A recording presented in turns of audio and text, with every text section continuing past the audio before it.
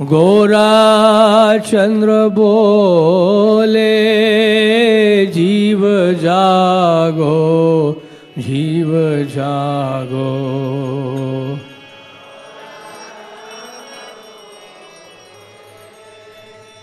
जीव जागो जीव जागो, गोरा चंद्र बोले जीव जागो जीव जागो।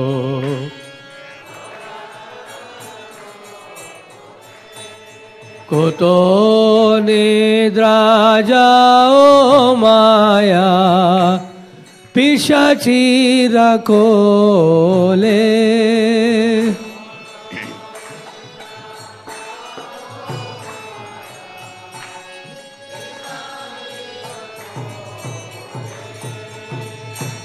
भाजी वो बोलिया ऐसे संसारा भितारे। भाजी वो बोली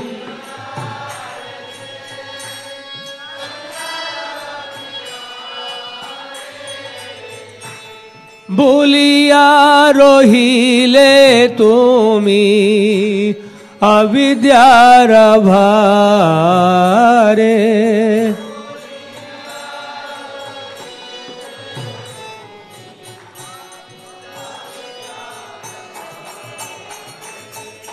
तुम्हारो लोईते हमें होइनो अवतार।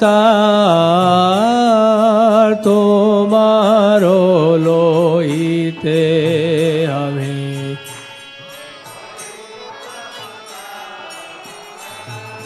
आमी बिना बंधुआर के आछे तुम्हार।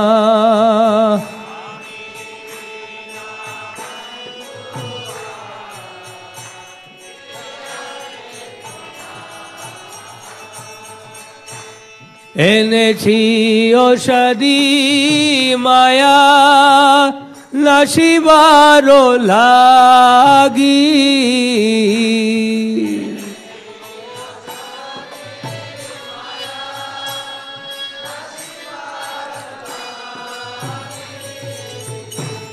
সেই হরি নামা মন্ত্রা लाओ तुमी मागी।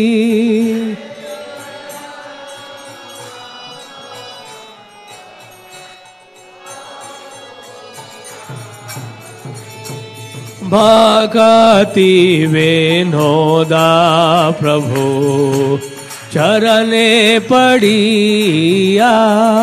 भक्ति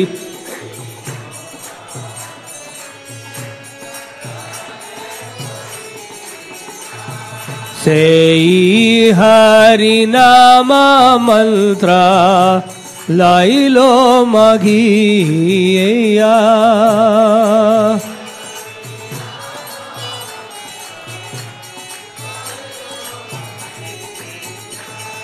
हरे कृष्णा कृष्ण कृष्ण हरे हरे हरे राम राम राम हरे हरे हरे कृष्णा।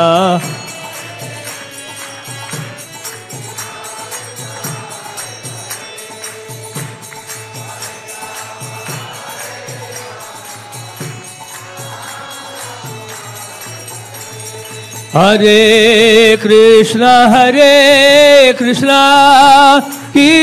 कृष्ण हरे हरे हरे राम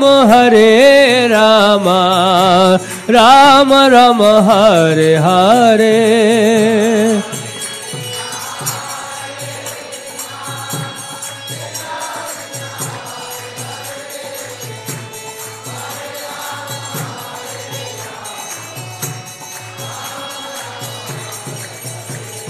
हरे Krishna Krishna Krishna Hare Hare Hare Ram Ram Ram Hare Hare.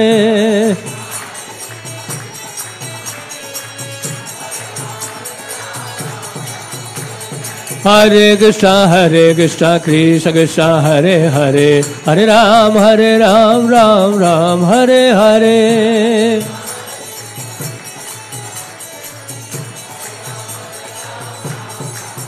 Prabhupada Prabhupada Prabhupada Jai Prabhupada.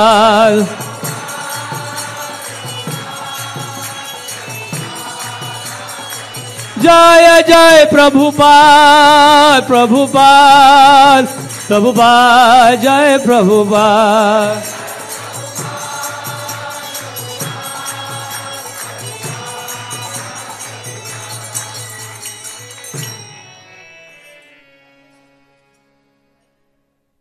जय ओम विश्वनाथ परमहंस परिव्राजकाचार्य स्तोत्र श्री श्रीमद् डिवाइन ग्रेस अभय चरणारविंद भक्ति वेदांत स्वामी श्रील प्रभुपाद की जय। अनंत कोटि वैष्णव वृंद की जय। नामाचार्य श्री हरदास ठाकुर की जय। प्रेम से कहो श्री कृष्ण चैतन्य प्रभु नित्यानंद श्री अद्वैत गदाधर शिवासादि गौर भक्त वृंद की जय। श्री श्री राधा कृष्ण गोपीनाथ श्याम कुंड राधा कुंड गिरी गोवर्धन की जय।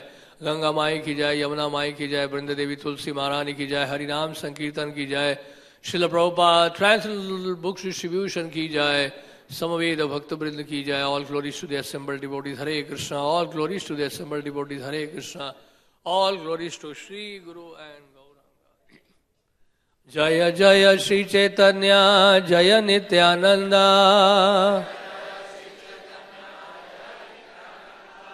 जय अद्वैत चंद्र जय घोर भक्त वृंदा। जय जय श्री चैतन्य जय नित्यानंदा, जय अद्वैत चंद्र जय गौर भक्त वृंदा। जय जय श्री चैतन्य जय नित्यानंदा, जय अद्वैत चंद्र जय गौर भक्त वृंदा। श्री चैतन्य चरितामृत मध्य लीला अध्याय 20 और श्लोक संख्या है 6। एक बंदी छाड़े जदि निज धर्म देखिया, संसार होते तारे मुक्त करे न गोसाइया। एक बंदी छाड़े जदि निज धर्म देखिया, संसार होते तारे मुक्त करे न गोसाइया।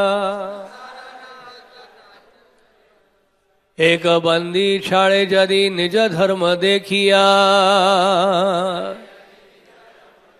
संसार होते तारे मुक्त करे न गोसाइया।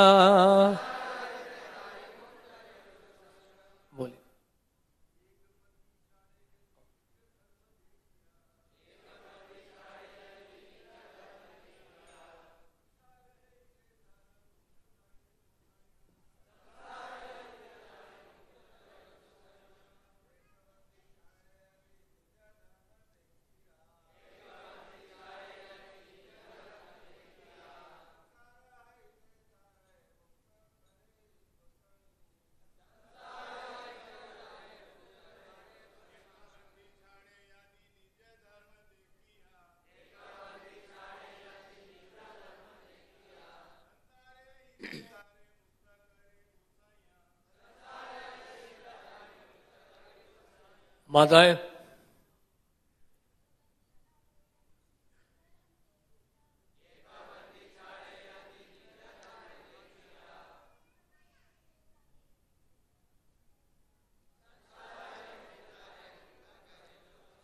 एक बंदी छाड़े मुक्त करता है यदि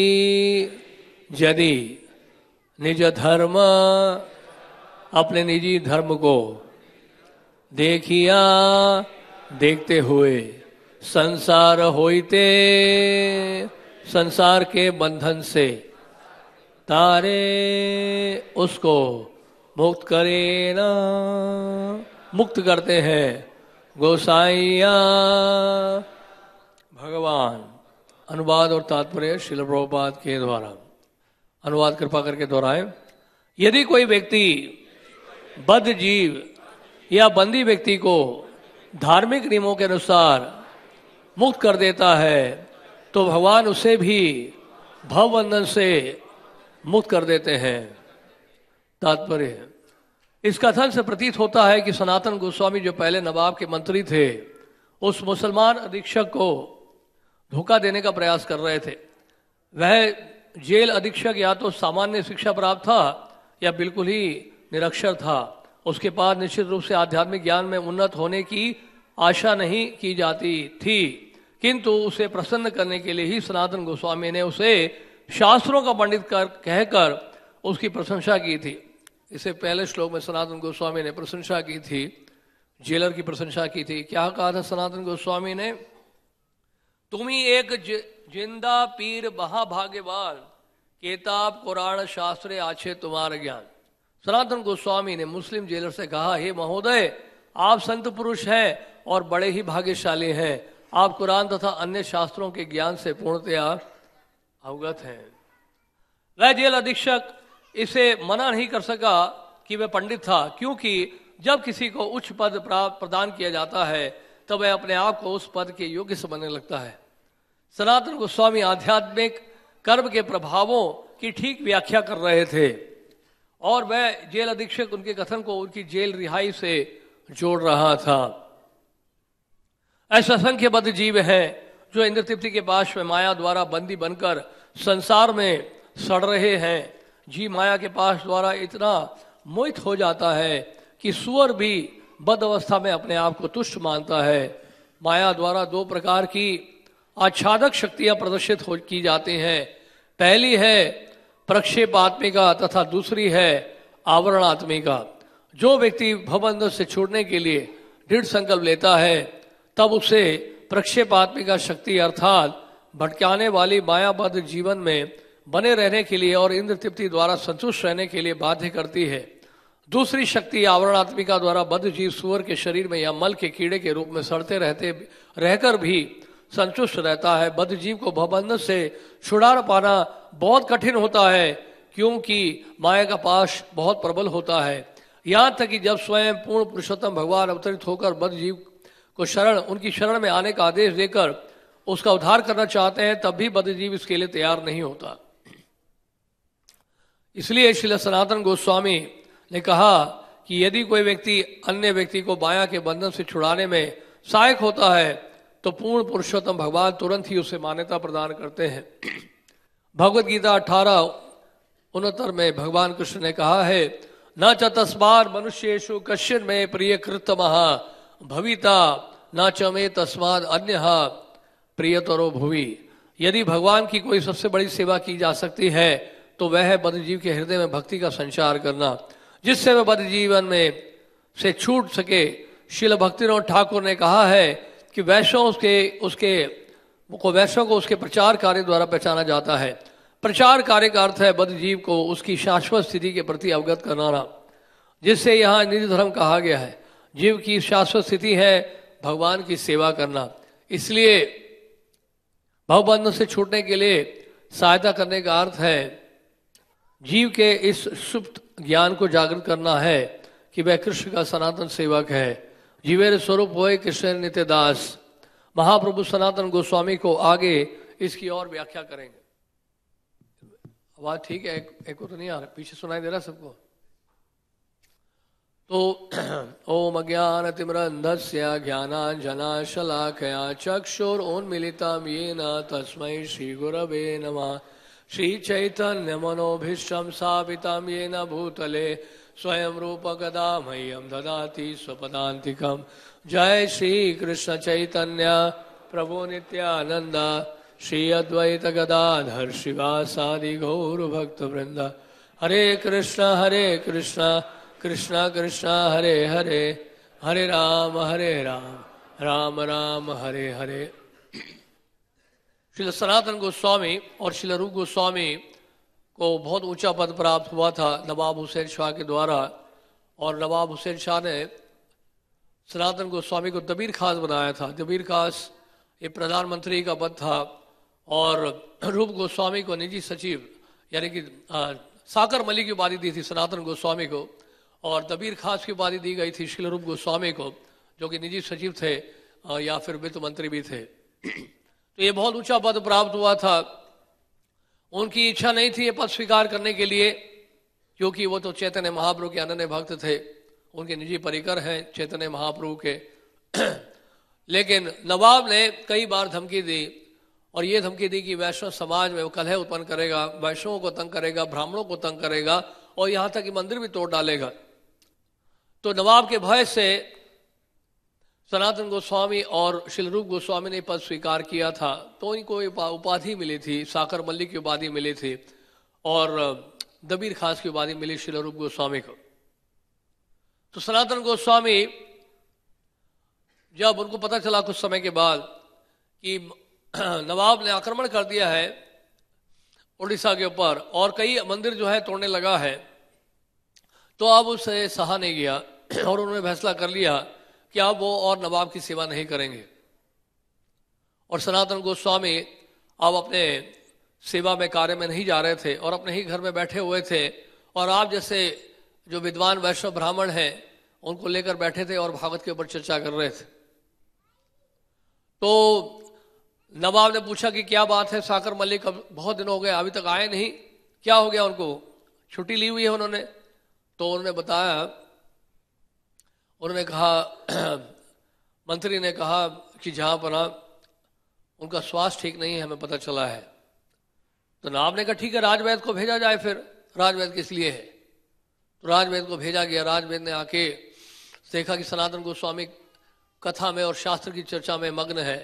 सनातन गोस्वामी का हाथ पकड़ा और नाड़ी देखी, और उन्होंने कहा कि आप तो बिल्कुल स्वस्थ हैं, कोई बीमारी नहीं है आपको। ऐसा कहकर वो वापस चले गए। उन्होंने कहा जहां बना बिल्कुल ठीक है, मैं भी देख कर आया हूं, उनको कोई रोग नहीं है। तो नवाब ने कहा कि इसका मतलब साकर मलिक ने मुझसे झूठ बोला, और खुद नवाब चल के आ गया घर पे देखने के लिए कि सनातन गोस्वामी क्या कर रहे हैं। और उन्होंने देखा, क्या देखा कि इतने सारे विद्वान वैष्णव ब्राह्मण एकत्रित हुए हैं और घर में शास्त्रों की चर्चा हो रही है। तो नवाब बहुत क्रोधित हुआ। उसने कहा कि तुमने मुझे धोखा दिया है, तुम गद्दार हो, तुमने मुझसे झूठ बोला कि तुम्हारा स्वास्थ्य ठीक नहीं है, तुम यहां बैठे क्या कर रहे हो घर में, युद्ध का समय है, तुम अपनी जिम्मेदारियों को नहीं समझते, चलिए अपनी जिम्मेदारियों को स्वीकार करिए। तो उन्होंने कहा कि जहां पर मुझे क्षमा करिएगा, अब मैं आपकी सेवा नहीं कर सकता हूं। बिल्कुल स्पष्ट बोल दिया सनातन गोस्वामी ने। पहले बोलने की बड़ी हिम्मत चाहिए इसके लिए, और इसके लिए सनातन गोस्वामी को नवाब ने कैद कर लिया। रामकेली में आज भी वो कारागार है जहां पे कैद करके रखा था सनातन गोस्वामी को। श्रील रूप गोस्वामी पहले निकल गए थे और उन्होंने एक व्यापारी के पास सहायता के लिए, सनातन गोस्वामी की सहायता के लिए 10,000 सोने की मुद्राएं रखवाई थी, और इस धन का उपयोग किया सनातन गोस्वामी ने। सनातन गोस्वामी ने कहा कि मुझे रिहा कर दो। वो जो जेलर था उसकी बड़ी सहायता की थी सनातन गोस्वामी ने जब वो प्रधानमंत्री थे, और इस वजह से जेलर बहुत अपने आप को कृतज्ञ महसूस कर रहा था, कृतज्ञता प्रकट करना चाहता था। लेकिन बेचारा वो क्या करता, वो रिहा करता अगर सनातन गोस्वामी को, तो नवाब क्या करेगा, जेलर का गर्दन उड़ा देगा। तो जेलर डरा हुआ था कि नहीं, मैं ऐसा नहीं कर सकता हूं, कैसे रिहा कर दूं। तो उन्होंने कहा ऐसा करिए, मेरे पास कुछ सोने की मुद्राएं हैं, 7,000 सोने की मुद्राएं आप ले लीजिए। सोने की मुद्राएं देकर बड़ा लालच आ गया उसके मन में। उसने कहा सोने की मुद्रा मैं आपसे ले भी लूं, लेकिन समस्या तो वही है, अगर मैं आपको रिहा करता हूं तो फिर नवाब मुझे जिंदा नहीं छोड़ेगा।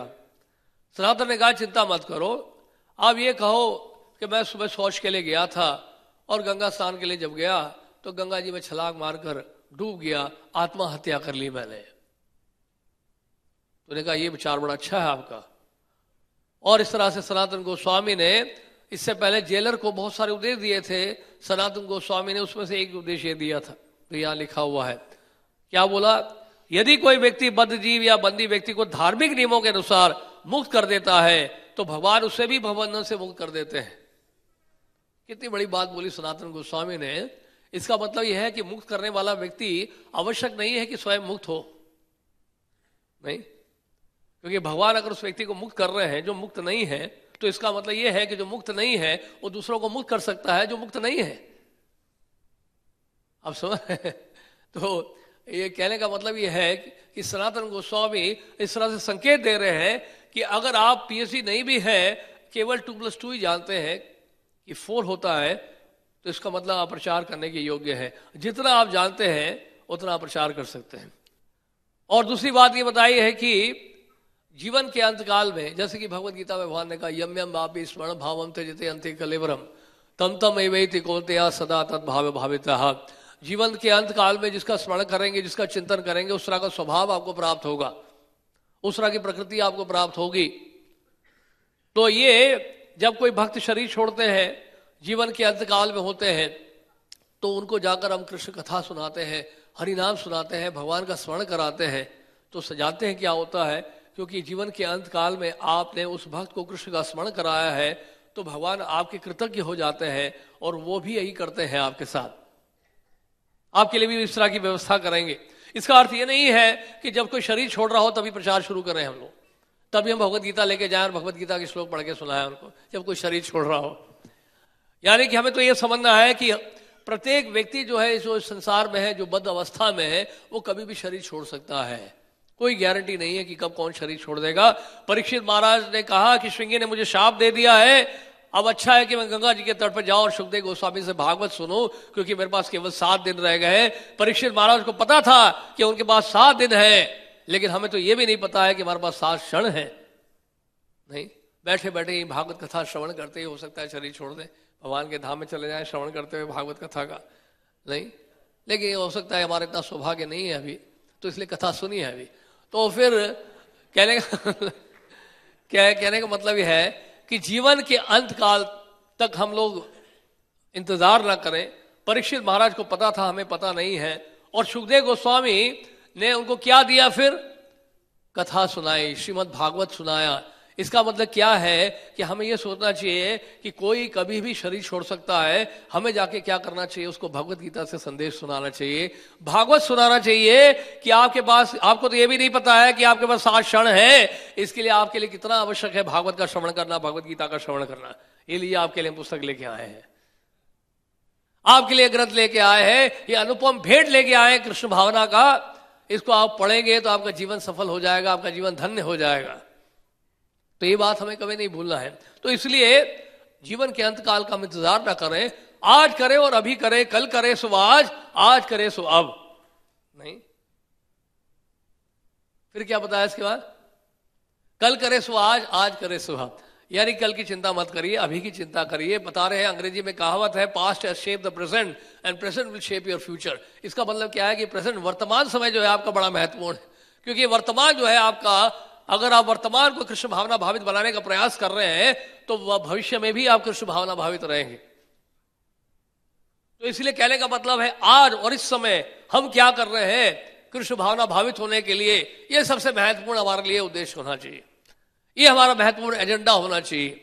और ऐसे में क्या करना चाहिए, इन ग्रंथों को ले जाकर ऐसे लोगों को जगाना चाहिए, जीव जागो गोरा चंद्र बोले, को तो निद्रा जाओ माया पिशाचीरा कोले। कब तक माया की गोद में सोते रहोगे बेवकूफ, उठो। कब तक अज्ञानता में रहोगे, कब तक कोलू की बैल की तरह, गधे की तरह काम करते रहोगे। आ जाओ कृष्ण की सेवा में, समर्पित हो जाओ। सर्वधर्मान परित्यज्य माम एकम शरणम व्रज, आम तो आम सर्व पापेभ्यो मोक्षयिष्यामि मा शुचः। तभी धर्मों को त्याग कर केवल कृष्ण की शरण लो, डरो मत। क्यों डरते हो? जब कोई व्यक्ति वैष्णो देवी जाता है तो कोई रोकता नहीं है घर में, और खुद भी जाते हैं लोग वैष्णो देवी साथ साथ फिर। लेकिन जब कृष्ण के मंदिर में, इस्कॉन के मंदिर में कोई आना चाहता है तो उसको रोका जाता है। यहां डर है, क्योंकि यहां पे क्या करते हैं, भगवान सब कुछ चुरा लेते हैं, नहीं। तो कहने का अर्थ यह है, तो सुखदेव गोस्वामी ने भागवत सुनाया परीक्षित महाराज को। तो ये जो ग्रंथों का वितरण है इतना महत्वपूर्ण है आज के समय में, जब पूरे संसार भर में हर तरह का प्रदूषण फैला हुआ है, वायु का प्रदूषण फैला है, जल का प्रदूषण फैला हुआ है, और सबसे बड़ा क्या है, इस चेतना का प्रदूषण है, मानसिक प्रदूषण है, मेंटल पोल्यूशन है, कॉन्शियसनेस का पोल्यूशन है। इस पोल्यूशन को कैसे दूर करेगा कोई? क्या भौतिक विकास हमने किया है? सांस लेने के लिए आपके पास ताजी हवा नहीं है, पीने को ताजा जल नहीं मिल रहा आपके पास ये भी नहीं है। जापान में जाइए, ऑक्सीजन बूथ लगाए हुए हैं उन्होंने, जानते हैं क्यों? पैसे डालकर आप ऑक्सीजन ले सकते हैं। तो श्वास लेने के लिए, सांस लेने के लिए भी आपको क्या करना होगा? कलयुग में पैसे देने पड़ेंगे। आने वाला है वो समय, इंडिया में भी देखिएगा आप। विदेशों की नकल करते हैं ना, तो जापान जाके देख के आएंगे कि कैसे कैसे ऑक्सीजन बूस्ट लगे हैं। तो ये हमारी भौतिक उन्नति है, ये हमारा इकोनॉमिक डेवलपमेंट है, ये हमारा साइंटिफिक एडवांसमेंट है, ये टेक्नोलॉजिकल एडवांसमेंट है कि हम सामान्य लोगों को ताजा पानी और शुद्ध हवा नहीं दे पा रहे हैं। कितने दुख की बात है। और हम कहते हैं कि हम आगे बढ़ रहे हैं। अब हम थर्ड वर्ल्ड कंट्री में नहीं रहे हैं। पहले 5 लाख गांव थे, अब घट के केवल 1-1.25 लाख गांव रह गए पूरे भारतवर्ष में। खेत बेच बेच के, किसानों ने खेत बेच बेच के क्या किया है, शहर में आकर रहने लग गए। जैसे प्रभुपाद तात्पर्य और बता रहे हैं कि भौतिक संसार में ऐसे लोग सड़ रहे हैं, they are rotting in this material world. अब बंबई जाइए बॉम्बे जाके देखेंगे, वहां पे 22 घंटे ट्रेन चलती है। रात के 2 बजे से 4 बजे तक ही केवल विश्राम करता है वो ट्रेन। 22 घंटे वो ट्रेन चलती है। लोग अंधेरी से थाना जाते हैं और सुबह सुबह 4 बजे आप देखेंगे, 5 बजे जाके देखेंगे ट्रेन सारा का सारा भरा रहता है। और इन फैक्ट्रियों में लोग जाते हैं मेहनत करने के लिए 10-12 घंटे, और रात को आते हैं, थोड़ा बहुत खा के सो जाते हैं, फिर सुबह फिर निकलना है उनको ये नहीं पता चल रहा है कि वो जीवन में कर क्या रहे हैं, जीवन का लक्ष्य क्या है और रहते कहाँ हैं। 55% आबादी मुंबई की जो है वो रहती है झुकी झोपड़ी में, जानते हैं, स्लम्स एरिया में। और ये कौन है वो लोग जो रहते हैं झुकी झोपड़ी में? ये वो लोग हैं जो पहले किसान थे, खेती करते थे और चैन की नींद सोते थे, है ना, बाहर आसमान के नीचे सोते थे, ताजी हवा लेते थे, ताजा पानी उनको मिलता था, शरीर उनका स्वस्थ रहता था। 5-6 महीने केवल खेती करते थे, पूरे साल भर आनंद ही आनंद था। लेकिन वो छोड़ के शहर के चकाचौंध से, मीडिया के पब्लिसिटी के कारण जो है शहर आ गए, और शहर आकर भी कहाँ रह रहे हैं? गटर के पास रह रहे हैं, झुकी झोपड़ी में रह रहे हैं। तो ये है जब हम लोग वैदिक सभ्यता को भूल जाते हैं, वैदिक संस्कृति को भूल जाते हैं और पाश्चात्य जगत की नकल करते हैं और इन ग्रंथों को क्या करते हैं? धिक्कारते हैं, इन ग्रंथों को नहीं अपनाते हैं। तो यही होता है कि हम लोग माया के वशीभूत ही रहते हैं हमेशा। इसलिए भगवत गीता में भी कहा, यह शास्त्र विधि मुत्सृज्य वर्तते काम कारता न स सिद्धि आपनोति न सुखम न पराम गतिम। सुख नहीं प्राप्त होगा, सिद्धि नहीं प्राप्त होगी अगर आप शास्त्रों की अवहेलना करेंगे, शास्त्रों के आधार पर अपने जीवन को नहीं बिताएंगे, अपने मनमाने ढंग से जीवन को बिताएंगे अगर। तो इसलिए बहुत जरूरी है, इन ग्रंथों को पढ़ना भी जरूरी है, इन ग्रंथों का वितरण करना भी जरूरी है। किसी ने कहा कि प्रभु जी हमारे पास ज्ञान नहीं है तो हम कैसे गीता का वितरण करें? आप क्यों बेवकूफ रहना चाहते हैं, क्यों अज्ञानता में रहना चाहते हैं? रोज भगवत गीता पढ़िए ना। किसने मना किया आपको? किसने मना किया है? 700 श्लोक है, तात्पर्य के साथ है, भावार्थ के साथ श्रील प्रभुपाद जी ने समझाया है। इसको पढ़कर हम अपने जीवन सफल बनाए। कौन मना कर रहा है आपको? तो इसलिए ये बहुत जरूरी है। और कोई कहता है कि ये महाभारत का ये भाग है, विश्व पर्व है और घर में रखेंगे तो झगड़ा हो जाएगा। हम तो कहते हैं जिस घर में महाभारत भगवत गीता नहीं है उन घरों में तो झगड़ा ही होता है और कुछ नहीं होता है।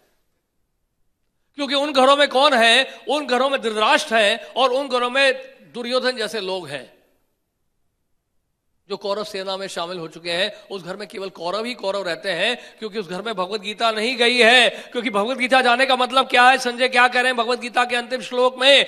जहां कृष्ण है और जहां अर्जुन है वहां अलौकिक शक्ति है, वहां विजय है, वहां नीति है, वहां ऐश्वर्य है।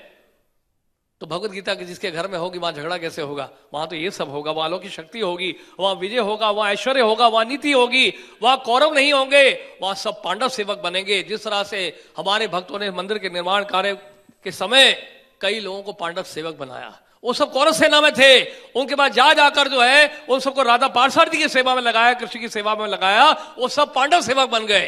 क्यों? उनके घर में ये भगवत गीता पहुंचाई गई थी, उनके घर में श्रील प्रभुपाद के ग्रंथ पहुंचाए गए थे, उनको कृष्ण की सेवा में लगाया गया था, उनको जगाया गया था, उनको हिलाया गया था, उनके शरीर में कंपन पैदा किया गया था, उनको सोते सोते उठाया गया था, उनको बताया गया था कि आइए आइए कृष्ण की सेवा करिए। तब वो लोग जागे नहीं? तो ये जागना बहुत जरूरी है, कथा के दौरान भी और वैसे भी ये बहुत जरूरी है जागना। नहीं, बहुत सो लिया हमने, कई जन्मों से और कई योनियों में सोते ही रहे हैं और खाते ही रहे हैं और इंद्रिय तृप्ति करते ही रहे हैं, संतान उत्पन्न करते रहे हैं और अपना बचाव करते रहे, इसके अलावा कुछ नहीं किया हमने। बुरा मत मानिएगा। और मनुष्य जीवन प्राप्त करके भी और भक्त बनने के बाद तो और बड़ी जिम्मेदारी है आपकी, ये याद रखिएगा। पृथु महाराज ने पूरे विश्व भर में, पूरे पृथ्वी में क्या किया था? यज्ञ किया था। क्यों किया था?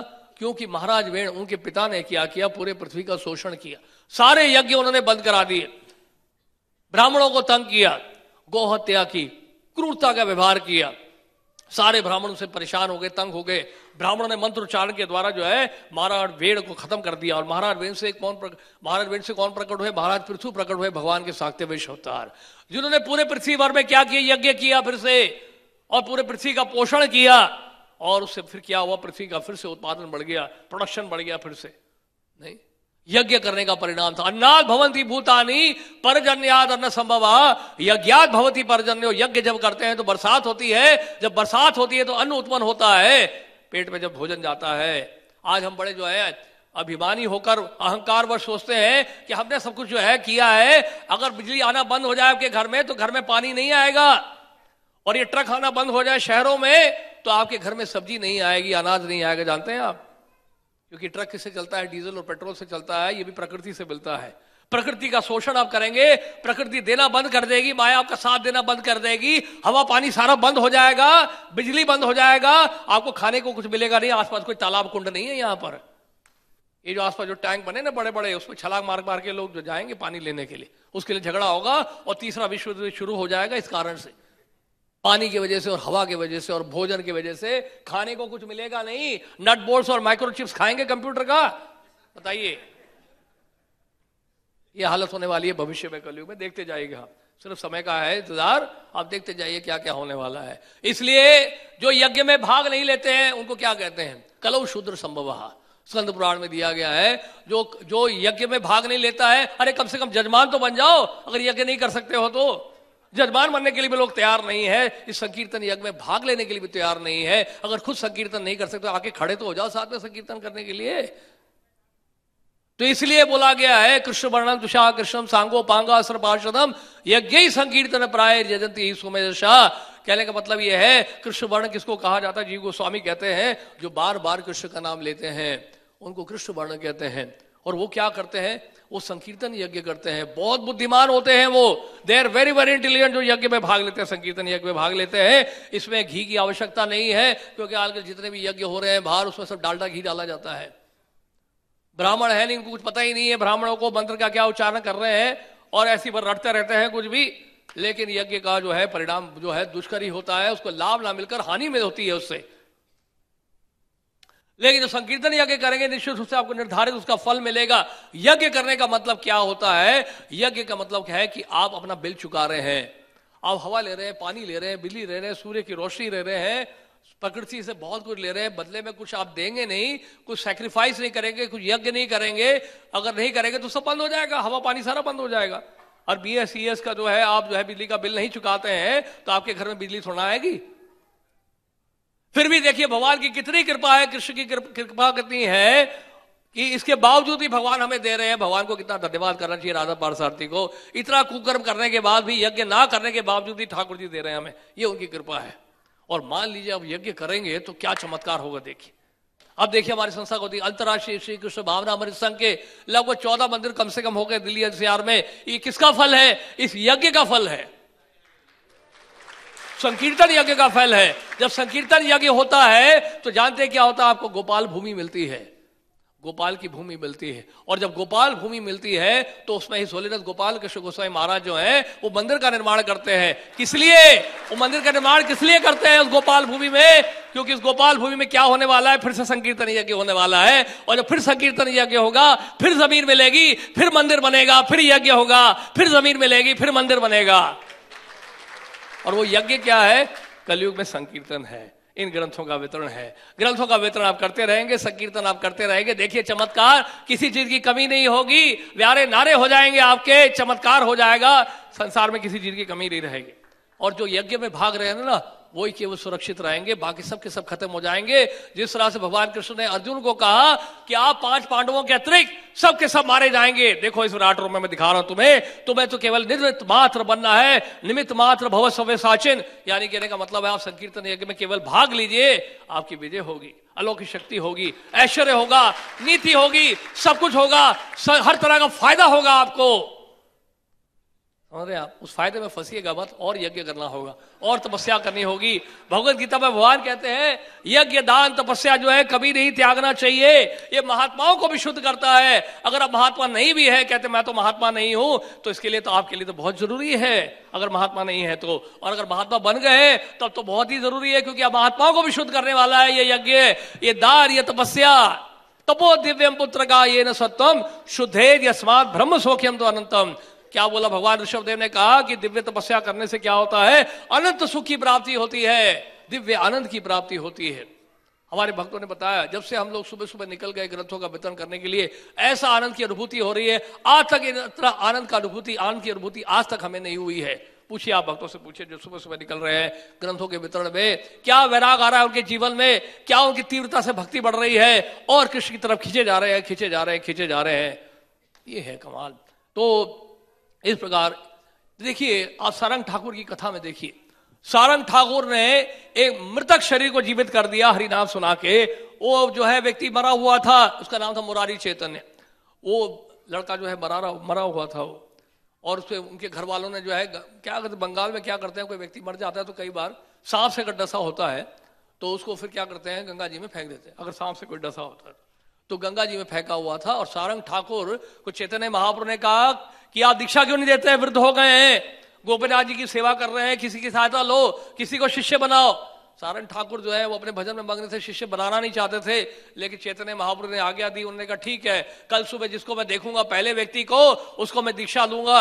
और गंगा जी में स्नान जब करने गए तो देखा वहां तो मरा हुआ शरीर एक है, मृतक शरीर देखा। उन्होंने कहा ये क्या हो गया, आप इसको कैसे दीक्षा दूं तो सारंग ठाकुर ने जो है महामंत्र का उच्चारण किया उसके कान में, और वो जो है लड़का जो है जाग गया, जीवित हो गया। तब उसके घर वाले आ रहे हैं, बेटा क्या हुआ, तुम तो जीवित हो गए, हमने सोचा था तुम मर गए हो, आ जाओ। कौन से माता पिता, कौन सा घर, यही मेरा घर है, यही मेरे पिता है, यही मेरी माता है, ये मेरे गुरुदेव है, यही सब कुछ है मेरे लिए, ऐसा बोला उन्होंने मुरारी चैतन्य ने। और सारंग ठाकुर ने उनको दीक्षा दी थी। तो कहने का मतलब यह है कि आंदोलन जो है इतना प्रभावशाली है, जिस किसी को ग्रंथ आप देते हैं आप वास्तव में सारंग ठाकुर का ही कार्य कर रहे हैं। लोग देखने में तो जीवित लग रहे हैं लेकिन सब के सब मरे हुए हैं कृष्ण भावना भावित ना होने के कारण। और जैसे ही आप उनके ग्रंथ उनके हाथ में देते हैं वो जागने लगते हैं, उनकी कृष्ण भावना जो है जगने लगती है और धीरे धीरे वो कृष्ण भावना भावित हो जाते हैं। ये चमत्कार है। एक भक्त थे, एक भक्त नहीं थे पहले वो, और वो उनका अपना बिजनेस था, बैटरी का बिजनेस था, और वो रोज रात को जो है ड्रिंक करके आते थे क्योंकि बिजनेस उनका ठीक नहीं चल रहा था। रात को घर में झगड़ा होता था, उल्टियां कर रहे हैं, चिल्ला रहे हैं, झगड़ा चल रहा है घर में, और बिजनेस उनका धीरे धीरे डाउन हो गया बहुत। अब क्या हुआ, सामान बेचना था, जो बचा कुचा सामान था उसको निकालना था फैक्ट्री से। तो ऐसे घूम फिर के एक दिन क्या हुआ, ग्रेटर क्लास टेम्पल आए, एम ब्लॉक 119, और इसी दिसंबर बुक मैराथन का समय था, ले लो ले लो ले लो ले लो ले लो, सबको दे रहे हैं सबको दे रहे हैं। तो वो भक्त ने बोला, इन्हें कहा मेरे को नहीं चाहिए, मेरे को नहीं चाहिए, मैं इसलिए नहीं आया, मैं तो और किसी कारण से आया हूँ, मोटिवेटेड थे आने। तो वो ले नहीं रहे थे किताब, जबरदस्ती भक्त ने हाथ में थमा दिया उनके, और 10 रुपए की किताब खरीद ली और घर लाके, घर में नहीं रखा उन्होंने, वो जो उन्होंने फैक्ट्री में लाके रैक में रख दिया, और कई महीनों तक, कई सालों तक उसको देखा नहीं था।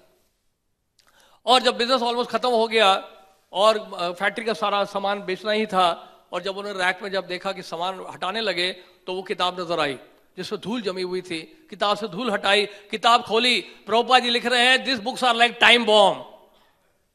प्रभुपाद लिख रहे हैं this books are like time bomb. उन्होंने जब ये पढ़ा, प्रभुपाद जी का लिखा हुआ शब्द पढ़ा, तो वो एकदम से उनको झटका लगा, रही है टाइम बॉम्ब क्या है। तो उन्होंने किताब पढ़ना शुरू किया और क्या चमत्कार हुआ, पढ़ते पढ़ते वो भक्त बन गए। स्वीडन में एक व्यक्ति था जो एक ब्रह्मचारी को मिला था जो ग्रंथों का वितरण कर रहा था, तो उसके हाथ में बीट बैग देखा उस ब्रह्मचारी ने। उन्होंने कहा कि आप कौन से सेंटर से जुड़े हैं? उन्होंने कहा मैं किसी सेंटर से जुड़ा नहीं हूं। उन्होंने कहा कि मैं किसी भक्त को जानता नहीं हूं। तो आप कैसे भक्त बने? मैंने केवल प्रभुपाद की किताब पढ़ी, मैं 16 माला का जप करता हूं और ये मेरी माला है। उन्होंने माला भी दिखाई, उन्हें जपमाला दिखाई अपनी। उन्होंने कहा मैं किसी भक्त से नहीं मिला, मैंने केवल किताब पढ़ी और मैं देखिए मैं जप कर रहा हूं। आप बताइए आपका सेंटर कहां है? ये देखिए चमत्कार है प्रभुपाद जी के ग्रंथों का। प्रभुपाद जी का जो ग्रंथ पढ़ता है वो 100% आ नहीं तो कल भक्त बनेगा। आप कहते हैं कि लाखों लाखों गीता बढ़ गई, कौन भक्त बन रहा है? कितने भक्त आ गए यहाँ पे? दिल्ली की आबादी तो 1.5 करोड़ है, उसका 1% भी नहीं बैठे यहाँ पे नहीं। लेकिन याद रखिएगा, कोई भक्त बने ना बने, हमें जरूर भक्त बनना है। इन ग्रंथों को बांटकर भले ही कोई भक्त बने ना बने, बनेंगे वो भी, आज नहीं तो कल बनेंगे, लेकिन ये तो निश्चित है अगर आप ग्रंथों को बांटेंगे उत्साहित पूर्वक तो 100% आप भक्त बन जाएंगे, है कि नहीं? तो हम अपनी चिंता करें, दूसरों की चिंता क्यों कर रहे हैं हम लोग? एक अमेरिका की घटना बताते हैं आपको। एक जो है एक लेडी जो है वो बाहर गई थी शॉपिंग करने के लिए, और वहां पे कुछ भक्तों ने उनको ग्रंथ दिया और उसमें से उन्होंने एक किताब खरीदी थी, ईशोपनिषद। वो खरीद के लेके आए और फ्रंट पेज में उसमें ईशोपनिषद में आप देखा भगवान विष्णु का चित्र है और चतुर्भुज रूप, बहुत सुंदर चित्र है, वो पेंटिंग किया था जादूरानी माता जी ने पहले। वो लेकर आए और वो किताब दिखा, उन्होंने अपने हस्बैंड को दिखाया। हस्बैंड को दिखाया तो हस्बैंड ने देखा तो बहुत अच्छी किताब है, तो है ये पेंटिंग तो बहुत सुंदर है, ये 4 हाथ है इस व्यक्ति के, क्या लिखा है इसमें, क्या मैं किताब पढ़ सकता हूं? तो उन्होंने वो किताब पढ़ना शुरू किया और किताब पढ़ते पढ़ते सुबह हो गई। उन्होंने कहा कि बुरा ना मानना, मैं समझ गया हूं मेरे जीवन का लक्ष्य क्या है, मेरा रास्ता अलग हो गया है, आपका रास्ता अलग है, मुझे जाने दो। और वो निकल गए, इस्कॉन के टेंपल पे आ गए, भक्त बन गए और लगातार 8 साल उन्होंने अमेरिका में बुक डिस्ट्रीब्यूशन किया। और उसके उपरांत कई वर्षों के बाद वो इंडिया आए और इंडिया के श्रीधाम वृंदावन में बस गए और कीर्तन करने लगे, अखंड कीर्तन शुरू कर दिया और उनका नाम था श्रीपाद आइंद्रनाथ प्रभु। हरि बोल। क्योंकि ग्रंथों के वितरण से भक्त बने आइंद्रनाथ प्रभु। देखिए ठाकुर जी के पास चले गए, राधारानी की सेवा में हो तो नहीं। तो कहने का मतलब है ये ग्रंथों का इतना पावरफुल है कि प्रभुपाद ने एक बार 1975 में बताया था शिकागो में। प्रभुपाद ने कहा जो लाभ विश्वामित्र मुनि को मिला 60,000 साल की तपस्या करके, वो लाभ आपको कुछ दिनों के संकीर्तन से प्राप्त हो जाएगा। विश्वामित्र मुनि जानते हैं उन्होंने कैसे तपस्या की थी? विश्वामित्र मुनि ने 60,000 साल तपस्या की थी और इंद्र ने मेनका को भेजा था। मेनका को देखकर जो है वो काम के वशीभूत हो गए और उसके बाद फिर शकुंतला का जन्म हुआ। उन्होंने कहा नहीं नहीं मैं अभी भी अपना हार नहीं मारूंगा, मैं अपना उत्साह बनाए रखूंगा। और फिर से ब्रह्म ऋषि बनने के लिए उन्होंने प्रयास किया और प्राणायाम विधि के द्वारा इस बार तपस्या की। इस बार तो प्राणायाम विधि में 2 प्रोसेस होता है, एक पूरक होता है, एक रेचक होता है। कुंभक का मतलब श्वास को रोक लेते हैं और पूरक विधि के द्वारा श्वास को भीतर खींचा जाता है। तो पूरक विधि के द्वारा श्वास को जो भीतर खींचते हैं, खींचने के बाद उन्हें श्वास बाहर छोड़ा नहीं और हाथ खड़े करके 1000 वर्ष तक जो है पंजे के बल पर खड़े हो गए और तपस्या करने लगे। श्वास बाहर नहीं छोड़ा 1000 साल के लिए विश्वामित्र मुनि ने। ये 60,000 साल के बाद की बात है। उसके बाद फिर क्या हुआ, इंद्र ने जो है रंभा को भेजा। इस बार रंभा को देखकर विश्वामित्र मुनि जो है वो क्रोध के वशीभूत हो गए। तपस्या 2 तरीके से जो है भंग होती है, एक काम के वशीभूत होकर भंग होती है और दूसरा क्रोध से भी जो है तपस्या भंग होती है। तो वो क्रोधित हो गए और क्रोधित होकर उन्होंने शाप दिया रंभा को, बन जाओ तुम प्रतिभा बन जाओ, 10,000 वर्षों के लिए एक ही जगह खड़े रहो। और क्रोधित होकर शाप दे दिया रंभा को और रंभा वहां प्रतिमा बन गई, खड़ी रही वहां पे। और उसके बाद फिर से उन्होंने फिर से जब अब फिर से उनका तपस्या भंग हो गया, अब 1000 वर्षों के लिए फिर तपस्या कैसे की? उन्होंने रेचक विधि के द्वारा श्वास को बाहर छोड़ा उन्होंने और भीतर नहीं लिया श्वास को। इस बार वो और भी कठिन 1000 वर्षों के लिए और तपस्या की। उसके बाद जो है देवी देवता बड़े प्रसन्न हुए, लेकिन इंद्र ने फिर से अंतिम परीक्षा ली, ब्राह्मण के रूप में आए। और जब विश्वामित्र मुनि जो है बैठ के प्रसाद पाने लगे थे उस समय इंद्र ने कहा, ब्राह्मण के रूप में आए थे, उन्होंने कहा कि मुझे भूख लगी है, कुछ खाने को देंगे? तो उन्होंने कहा अरे क्या हुआ, मैं तो अभी बैठा हूं इतने वर्षों के बाद कुछ प्रसाद पाने के लिए। ठीक है ये ब्राह्मण देव आए हैं तो ब्राह्मण को देना चाहिए। ब्राह्मण जब भी आते हैं तो तुरंत उन्होंने कहा कि आप ले लीजिए। तो ये देखकर इंद्र बड़े प्रसन्न हुए और कई देवी देवता वहां प्रकट हुए और उनको फिर बताया कि अब आप जो है ब्रह्म ऋषि के स्तर पर पहुंच गए हैं, आप अब देहात्म बुद्धि में नहीं है। तो कहने का मतलब है कितनी घोर तपस्या करनी पड़ी विश्वामित्र मुनि को। और प्रभुपाद कहते हैं कि वही लाभ आपको कलयुग में कुछ दिन के संकीर्तन से प्राप्त होगा जो विश्वामित्र मुनि को प्राप्त हुआ 60,000 साल की तपस्या करके। उसके बावजूद भी अगर हम ग्रंथों का बात पूरी सुनिए, उसके बावजूद भी अगर हम ग्रंथों का वितरण नहीं करते हैं तो कितने बड़े बेवकूफ हैं, 1 नंबर के हम। बताइए कितने बड़ी दुर्भाग्य की बात है। इसलिए श्रील भक्ति सिद्धांत ठाकुर जब शरीर छोड़ रहे थे अपने छाती पर हाथ रखे उन्होंने श्लोक कोट किया था, जानते हैं क्या? दुर्दैवम ईदृशम इहाजनी नानुराग कहा। श्रील भक्ति सिद्धांत महाराज ने इस प्रकार ये श्लोक कोट किया था, मेरा दुर्भाग्य तो देखो मेरा हरिनाम में कोई अनुराग ही उत्पन्न नहीं हो पाया। इतने दिन मैंने भजन किया, यानी कि संकेत दे रहे थे कि इन संसार के लोगों में क्या है, उनको हरिनाम के प्रति कोई अनुराग नहीं, कोई आकर्षण नहीं है। तो आकर्षण जगाना होगा कैसे? प्रचार के माध्यम से, इन ग्रंथों के वितरण के माध्यम से। लॉस एंजलिस की बात है, मॉर्निंग वॉक में प्रभुपाद जा रहे थे अपने भक्तों के साथ, शिष्यों के साथ। तो एक भक्त आया, उसने जो कुछ प्रश्न पूछा राधा कृष्ण की लीलाओं के ऊपर, बहुत ही गुप्त क्वेश्चन पूछा, कॉन्फिडेंशियल क्वेश्चन पूछा राधा कृष्ण की लीला के ऊपर। और प्रभुपाद ये प्रश्न सुनकर इतने गंभीर हो गए। जनरली प्रभुपाद मॉर्निंग वॉक में काफी बोलते रहते थे और प्रश्नों का उत्तर देते रहते थे और कई तरह के प्रश्नों का उत्तर देते थे, लेकिन इस बार प्रभुपाद मॉर्निंग वॉक में उन्होंने एक शब्द नहीं बोला और इतने ग्रेव हो गए, प्रभुपाद गंभीर हो गए। तो उसके बाद कुछ नहीं बोला उन्होंने पूरे मॉर्निंग वॉक में। अगले दिन क्या हुआ, फिर मॉर्निंग वॉक में दोबारा जब गए तो सुभाष प्रभु वहां के जो अभी के जो टेम्पल प्रेसिडेंट है एलए के, उस समय वो भी बुक डिस्ट्रीब्यूटर थे, और उन्होंने आके प्रभुपाद को बताया कि Prabhupada yesterday LA airport we distributed this number of books so and so, नहीं इतनी किताबें हमने बांटी कल एलए एयरपोर्ट में। प्रभुपाद ने जैसे ही देख सुना, प्रभुपाद के चेहरे में इतनी मुस्कान आ गई, चेहरे इतने खुश हो गया प्रभुपाद जी को देखकर, इतने खुश हुए प्रभुपाद, चेहरा उनका खिल गया। और प्रभुपाद जी ने ऐसे मुड़ के देखा, प्रभुपाद ने कहा सी ही इज माय डिसाइपल। उससे एक दिन पहले प्रभुपाद ने एक आवाज नहीं, शब्द नहीं बोला, लेकिन प्रभुपाद ने जब सुना कि ये ग्रंथ बांट के आए, इतना किताबें बांटी हैं, प्रभुपाद ने खुश हुए और उनका चेहरा खिल गया प्रभुपाद जी का। तो ये देखिए वास्तव में चैतन्य मनोभिष्टम स्थापितम येन भूतले स्वयं रूप कदामय्यम ददाति स्वपदान्तिकम। नरोत्तम दास ठाकुर कहते हैं, क्या बोल रहे हैं रूप गोस्वामी के लिए कि आपने चैतन्य महाप्रभु के मनोभिष्ट को पूरे पृथ्वी में स्थापित किया। कैसे? इन ग्रंथों के माध्यम से। इन ग्रंथों के माध्यम से चैतन्य महाप्रभु के मनोभिष्ट को स्थापित किया है श्रील रूप गोस्वामी ने प्रभुपाद जी के माध्यम से, प्रभुपाद जी के द्वारा। तो इसलिए देखिए आज पूरे पृथ्वी में जो है ग्रंथों का वितरण है। जहां कहीं भी जाइए आप, पूरे विश्व में जाइए, कहीं भी जाइए, आपको प्रभुपाद जी के ग्रंथ मिलेंगे, दिखाई पड़ेंगे। हर 7 सेकंड में प्रभुपाद जी के ग्रंथ कहीं ना कहीं बढ़ रहे हैं। जानते हैं एवरी 7 सेकंड्स प्रभुपाद जी की बुक्स डिस्ट्रीब्यूट हो रही हैं।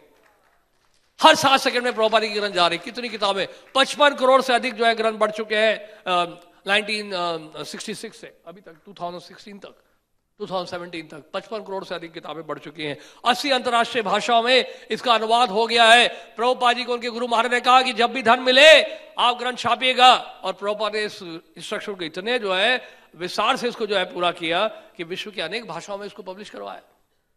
लेकिन याद रखिए इन ग्रंथों का वितरण जो है वो भक्तों के उत्साह से होता है।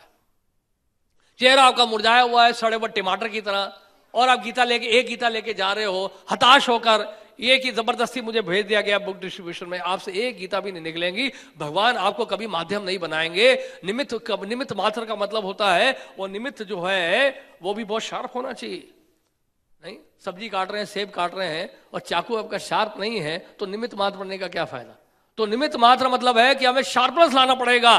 किसमें? हमारी अपनी कॉन्शियसनेस में, हमारी चेतना में। इसे एलए में प्रभुपाद से जब पूछा कि प्रभुपाद ये बताइए कि हम बुक डिस्ट्रीब्यूशन कैसे बढ़ा सकते हैं, इंक्रीज कर सकते हैं, प्रभुपाद ने कहा एक जगह बैठ के जब करो 16 माला का बिना किसी इंटरप्शन के एक सिटिंग में, आप देखिए बुक डिस्ट्रीब्यूशन आपका बढ़ जाएगा।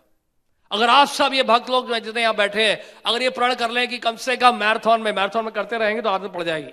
मैराथन के समय आप बैठिए, एक जगह पे बैठिए, 16 माला जो आप करते हैं उसको ध्यानपूर्वक करिए, विदाउट इंटरप्शन करिए, फिर देखिए चमत्कार। आपको माध्यम बनाएंगे ठाकुर जी, आपके माध्यम से इतने ग्रंथ निकलेंगे कि हिस्ट्री में इतने ग्रंथ नहीं बटे होंगे, इतिहास में इतने ग्रंथ नहीं बटे होंगे, इतने ग्रंथ बढ़ जाएंगे आपके माध्यम से। केवल आपको इतना करना, बस 16 माला का ध्यानपूर्वक जप करिए और रोज श्लोक पढ़िए, 2 गीता का श्लोक पढ़िए तात्पर्य के साथ। फिर देखिए ये तात्पर्य प्रभुपाद जी ने कहा क्या है, this purports are my personal ecstasies. ये जो तात्पर्य है ये क्या है, भावावेश मैंने लिखा है, प्रभुपाद ने कहा। नहीं, एक बार की बात है कि एक रिपोर्टर ने कहा कि मोसेस गए थे, वो पहाड़ी में गए थे तो 10 कमांडमेंट्स को उनको मिला था और he was inspired by the Lord and he got 10 commandments. Old testament में 10 कमांडमेंट्स आता है बाइबल में। तो जब वो रिपोर्टर ने इस तरह से पूछा कि क्या आपको भी इसी तरह से प्रेरणा मिली भगवान के द्वारा, तभी आपने इससे सारी किताबें लिखी हैं, तो डिसाइबल पहले ही बोल पड़ा। उन्होंने कहा, शिष्य ने कहा कि वास्तव में हाँ, Krishna himself inspired Prabhupada our Gurudev to write this books. Prabhupada ने कहा ये गलत बोल रहा है, मुझे इंस्पिरेशन नहीं मिला है, Krishna has personally dictated me to write this books. Inspiration और डिक्टेशन में बड़ा अंतर होता है। आप इंस्पायर कर सकते हैं लेकिन डिक्टेशन का मतलब होता है स्पून फीडिंग है, बैठ के आपको लिखवा रहे हैं, कृष्ण लिखवा रहे हैं, वो लिखते जा रहे हैं, सोच के देखिए। जिस तरह से श्रील बलदेव विद्याभूषण कहते हैं ये मेरा भाष्य नहीं है, ये श्री गोविंद का भाष्य है, गोविंद ये लिखवाते गए, मैं लिखता गया, वेदांत सूत्र के ऊपर भाष्य है। आप समझ रहे हैं? तो ये बात आज भी सच है। कृष्णदास कविराज गोस्वामी भी ये कह रहे हैं कि मैंने ये ग्रंथ नहीं लिखा है, तो साक्षात मदन मोहन जी ने लिखा है, चैतन्य चरितामृत ग्रंथ लिखा है, उन्होंने लिखवाया, जो वो लिखवाते गए मैं लिखता गया। तो ये जो है चमत्कार है प्रभुपाद जी के ग्रंथों का। इन तात्पर्यों को आप जो है साधारण मत सोचिए प्रभुपाद जी के परपोर्ट्स को। प्रभुपाद ने कहा एक एक शब्द में डाल रहा हूं इसके अंदर, ये एक लॉ है अगले 10,000 साल के लिए। तो इसलिए क्या है, एक एक शब्द को बहुत सोच सोच के प्रभुपाद डालते थे। इसे आप देखते हैं डिक्टाफोन में जब रिकॉर्डिंग करते थे प्रभुपाद, ट्रांसलेशन करते थे, तो प्रभुपाद बीच में कई बार पॉज करते थे। तो डिसाइपल पूछते थे कि प्रभुपाद बार बार पॉज क्यों करते हैं, समझने के लिए। प्रभुपाद ने कहा नहीं, प्रभुपाद ने कहा ये ट्रांसलेशन करना मेरे लिए बहुत बड़ी बात नहीं है, it's not difficult for me. लेकिन प्रभुपाद कहते हैं जो शब्दों का जो मैं उपयोग कर रहा हूं बहुत सोच समझ के कर रहा हूं, क्योंकि ये पूरे मानव समाज के लिए होने वाला है अगले 10,000 वर्षों के लिए। तो एक एक शब्द जो डाल रहा हूं बहुत सोच करके डाल रहा हूं। एक एक वर्ड जो प्रभुपाद जी का है वो चुना हुआ शब्द है प्रभुपाद जी के द्वारा, और वो एक एक शब्द जो है हीरा है, उनके मुख से जो है हीरे निकले हैं शब्दों के रूप में। आप समझ रहे हैं? तो ये साधारण शब्द नहीं है, प्रभुपाद जी की वाणी है ये। और एक बार क्या हुआ कि रशिया में आर्मी में एक दो सोल्जर से उनको गीता मिली थी, कहीं डिवोटीज ने दिया था, वो गीता पढ़ रहे थे और गीता पढ़ के जो है बड़े खुश हुए। और कर्नल ने एक दिन देख लिया, उनके बॉस ने, कर्नल ने कहा कि आप क्या पढ़ रहे हो? ये बोलते हैं कि ईस्टर्न क्लासिक्स, ये इंडिया से आया है, बुक ऑन योगा मेडिटेशन। अच्छा तो दिखाओ मुझे। बोलते आप भी पढ़िए ना, यू कैन ऑल्सो रीड। तो उन्होंने कहा ठीक है मैं कोशिश करता हूँ। लेके गए, गीता लेके गए और पढ़ना शुरू किया। एक हफ्ता उन्होंने लगाया और केवल अनुवाद पढ़ के आ गए। उन्होंने कहा मैंने एक पूरा किताब पूरी कर ली है, I finish the whole book. तो उस रात को सपने में एक वृद्ध व्यक्ति आया और वृद्ध व्यक्ति ने कहा कि आपने तो केवल अनुवाद पढ़ा है, जो मैंने लिखे तात्पर्य वो तात्पर्य नहीं पढ़ा आपने, तात्पर्य के साथ पढ़ो भगवत गीता। तो रात को जाकर ये कौन बोल रहा है सपने में आके, कोई बूढ़ा सा व्यक्ति है। उन्होंने गीता उठाई और गीता का जो बैक कवर देखा उसमें प्रभुपाद जी का फोटो देखा। उन्होंने कहा यही तो आए थे कल रात को सपने में, ये व्यक्ति आए थे जिन्होंने गीता लिखी है, तात्पर्य लिखा है। इन्होंने ही तो मेरे को आके सपने में आदेश दिया कि मैं तात्पर्य भी पढ़ो। और उन्हें कर्नल ने जो है गीता को पूरा पढ़ा तात्पर्य के साथ, और वो भक्त बन गए। उनका नाम था अचल प्रभु और बाद में उनका संन्यास भी होगा। हिज होलीनेस भक्ति अनंत कृष्ण गोस्वामी महाराज, जो कि हर एकादशी में निर्जल रखते हैं, हर एकादशी में 192 माला करते हैं, 192 राउंड्स करते हैं, पूरे रशिया में प्रीचिंग करते हैं। वो सोच के देखिए आप, ये प्रभुपाद की किताबों का कमाल है कि मिलिट्री में भी जाने पर क्या हुआ, आर्मी में वो किताबें गई और वहां जाके भी लोग भक्त बन के किताब पढ़ गए, प्रभुपाद की बुक्स पढ़ के। और क्या चाहिए बताओ, इससे बड़ा चमत्कार क्या हो सकता है? और ऐसे जो रशियन आर्मी से लोग जो जुड़े हैं, क्या डिसिप्लिन है, क्या उनका ट्रेनिंग होता है, उसके बाद जब वो भक्त बनते हैं तो चमत्कार ही चमत्कार होता है। तो इतना डिफिकल्ट है बाहर विदेशों में ग्रंथों का प्रचार करना, इंडिया में तो बड़ा आसान है। कई बार बोलते हैं प्रभु जी हम गए थे, आज जो है ना किसी ने किताब ली नहीं। इसका मतलब क्या है कि बहुत बड़ा दुर्भाग्य है आपका, क्योंकि इसका मतलब यह है आपने बहुत कम लोगों को अप्रोच किया। अरे भैया इस देश में आबादी की कमी है क्या, बताइए? जनसंख्या की कमी है, जनसंख्या का फायदा उठाओ। अरे 10 क्यों 100 लोगों को मिलो आप, जितने अधिक लोगों को आप मिलेंगे उतनी किताबें आपसे निकलेंगी, याद रखिएगा। ये सीक्रेट आपको बता रहे हैं। टारगेट ले लीजिए कि आज मुझे 100 लोगों से मिलना है, भले एक भी किताब ना जाए कोई दिक्कत नहीं है, 100 लोगों से मिलिए। हो सकता है जो 100th व्यक्ति है वो आपसे 1000 गीता ले, एक ही झटके में हो जाएगा काम आपका। आप करके देखिए, टारगेट बनाइए। टारगेट तो एक बनाते हैं कि भाई इतना गीता का वितरण करेंगे, लेकिन उससे जो बढ़िया टारगेट क्या होगा कि अगर हम ये चुन लें कि आज मुझे इतने लोगों से मिलना है, आज I have to meet 100 people on the road every day without fail, और उसके लिए मुझे सुबह 4 बजे भी निकलना पड़े, निकल जाऊंगा। नहीं 4 बजे तो खैर नहीं निकल पाएंगे आप। कहने का मतलब ये है कि जितने अधिक लोगों से आप मिलेंगे उतना आपको लाभ मिलेगा। तो ये जो ग्रंथों का वितरण है, ये जो ग्रंथों का वितरण है, ये इतना आनंददायक है कि आप जितने लोगों से मिलेंगे उतना आपका एक्सपीरियंस बढ़ेगा प्रीचिंग में। अगर आप प्रीचिंग में एक्सपर्ट बनना चाहते हैं तो आप सबसे पहले बुक डिस्ट्रीब्यूशन करें। अगर आप फिलॉसफी को पकड़ लाना चाहते हैं, आप चाहते हैं कि फिलॉसफी मुझे समझ में आ जाए, आप बुक डिस्ट्रीब्यूशन करिए। कुछ सालों में देखिए आप प्रीचिंग में इतने एक्सपर्ट हो जाएंगे, इतने लोगों से आपने हाथ मिलाया होगा कि आप हैरान हो जाएंगे कि आपके मुख से ऐसी ऐसी चीजें निकलेंगी, ऐसे ऐसे शब्दों का उपयोग करेंगे, ऐसी ऐसी बातें निकलेंगी, सामने वाला व्यक्ति सुन के हैरान हो जाएगा और किताबें ले लेगा आपसे। लेकिन इसके लिए क्या चाहिए? भक्तों का उत्साह चाहिए, बहुत उत्साहित होकर करना पड़ेगा। एक बार एक भक्त ने, एक व्यक्ति ने जो है गीता ली, और गीता लेने के बाद उसने जो है वो जब घर लेके आया तो एक और आदमी आया, उसका फ्रेंड आया। उस फ्रेंड ने किताब देखी, भगवत गीता देखी। उसने कहा क्या है ये? उसने कहा कि ये गीता है इंडिया से, किसी भक्त ने दिया था मुझे सड़क पे। उन्होंने कहा कि मैं क्या ना बोरो दिस बुक, 2-3 दिन के लिए मैं क्या बोरो कर सकता हूं? अरे बोरो क्या करना, आप रख ही लो उसको, मुझे नहीं चाहिए किताब। बोलते आपने खरीदी क्यों फिर ये? बोलते हैं मैं क्या करता, मैं तो वहां गया था शॉपिंग करने गया था, वहां पे कुछ इस्कॉन के भक्त मिले थे, पता नहीं उनके चेहरे में क्या ऐसा उत्साह है और उनके अंदर क्या एनर्जी फ्लो कर रही थी, जेब से अपने आप ही पैसे निकल गए, मुझे पता ही नहीं कब मैंने पैसे दिए उनको। तो जब आपके अंदर उत्साह होता है, अगर आप खुद कन्विंस होंगे तभी दूसरों को कन्विंस कर पाएंगे, याद रखिएगा। अगर आप खुद कन्विंस नहीं है कि बुक डिस्ट्रीब्यूशन करने से क्या होता है, कोई भक्त तो बन नहीं रहा है, क्या फायदा इसमें, नहीं, तो आपसे एक गीता भी नहीं निकलेगी। फिर अगर आप कन्विंस्ड हैं तब आप ग्रंथों का वितरण करने बाहर जाइए। अगर आप उसको बोझ समझ के करेंगे, बर्डन समझ के करेंगे, याद रखिएगा कोई भी सेवा अगर आप बोझ समझ के करेंगे, हार्ट से नहीं करेंगे, वो डिवोशन में काउंट नहीं होता है। आप समझ रहे हैं, वो डिवोशन में काउंट नहीं होता है। भले वो मंदिर की सफाई हो, ग्रंथों का वितरण हो, ठाकुर जी के लिए भोग बनाना हो, ठाकुर जी के लिए श्रृंगार करना हो, कुछ भी सेवा आपको करनी हो, अगर आप उसको बोझ समझ के करते हैं तो वो भक्ति नहीं है, फिर वो जबरदस्ती हो सकती है, भक्ति नहीं होती है। वो भक्ति का मतलब है जब आप अपने हृदय से इच्छा करते हुए, हार्ट से, डिवोशन से और वॉलंटरली आप जो है कष्ट उठाने के लिए तैयार हो जाते हैं, तपस्या करने के लिए, हाँ प्रभुपाद जी की प्रसन्नता के लिए मैं करना चाहता हूं, आप अपना जो हार्ट उसको देते हैं, तब देखिए चमत्कार। फिर आप थकेंगे नहीं, थकने का मतलब ही नहीं पैदा होता है। जहां देखिए अट्रैक्शन होता है ना, जब सेल्स एंजॉयमेंट के लिए व्यक्ति जो कितना मेहनत करता है बाहर, देखिए 10 घंटे 15 घंटे, क्यों? अट्रैक्शन के कारण। वहां उसका एरिया ऑफ इंटरेस्ट है। जहां पे आपका एरिया ऑफ इंटरेस्ट होता है, जहां अट्रैक्शन होता है, जहां अपना अपना अपना स्वार्थ आपको पूरा करना पड़ता है, वहां कितनी एनर्जी आप लगा देते हैं। वहां तो ये नहीं बोलते मैं थका हुआ हूं। कब आप थकते हैं? जब हमारा हार्ट नहीं होता है, जब कोई सेवा बोझ समझ के करते हैं, वहां पे क्या होता है, हम पीछे हट जाते हैं, हम बोलते हैं भाई हमसे नहीं होगा ये सब। ये बात सही है कि नहीं? और जहां आपका इंटरेस्ट होता है, जलेबी गुलाब जामुन खाने के लिए किसी को कहना नहीं पड़ता आपको, क्योंकि आपका इंटरेस्ट है, अपने आप ही जो है जीवा आगे आ जाती है और जलेबी भीतर चली जाती है। लेकिन भगवत गीता जब हाथ में आता है तो हम इस प्रकार का भाव प्रकट नहीं कर पाते हैं, क्योंकि रुचि कम होने के कारण। लेकिन ग्रंथों में, अगर ग्रंथों के वितरण में अगर इंटरेस्ट आ गया, आप समझते हैं कि ग्रंथ जो है डायमंड है, ये कोयला नहीं है, हीरा है जिसका वितरण करने जा रहा हूं मैं, फिर देखिए आप चमत्कार देखिए क्या होता है। जब हार्ट होता है ना आपका, आपको कोई बोलेगा नहीं, आपको बोलने की जरूरत ही नहीं है। नहीं, ये नहीं चाहेगी कि मुझे कोई बोले, कोई मुझे प्रीच करे तब मैं जाके बुक्स बांटूंगा। आपका हार्ट है, और स्वतः ही बाहर निकल जाएंगे। जैसे मैराथन शुरू होने से पहले आप घर निकल के लेके बाहर चले जाएं, क्योंकि आप 100% कन्विंस है कि ये बुक डिस्ट्रीब्यूशन ही जो है पूरे मानव समाज के लिए यही है लाभ हेतु, उनके लाभ को पहुंचाने के लिए ये ग्रंथों का वितरण अनिवार्य है, बहुत जरूरी है।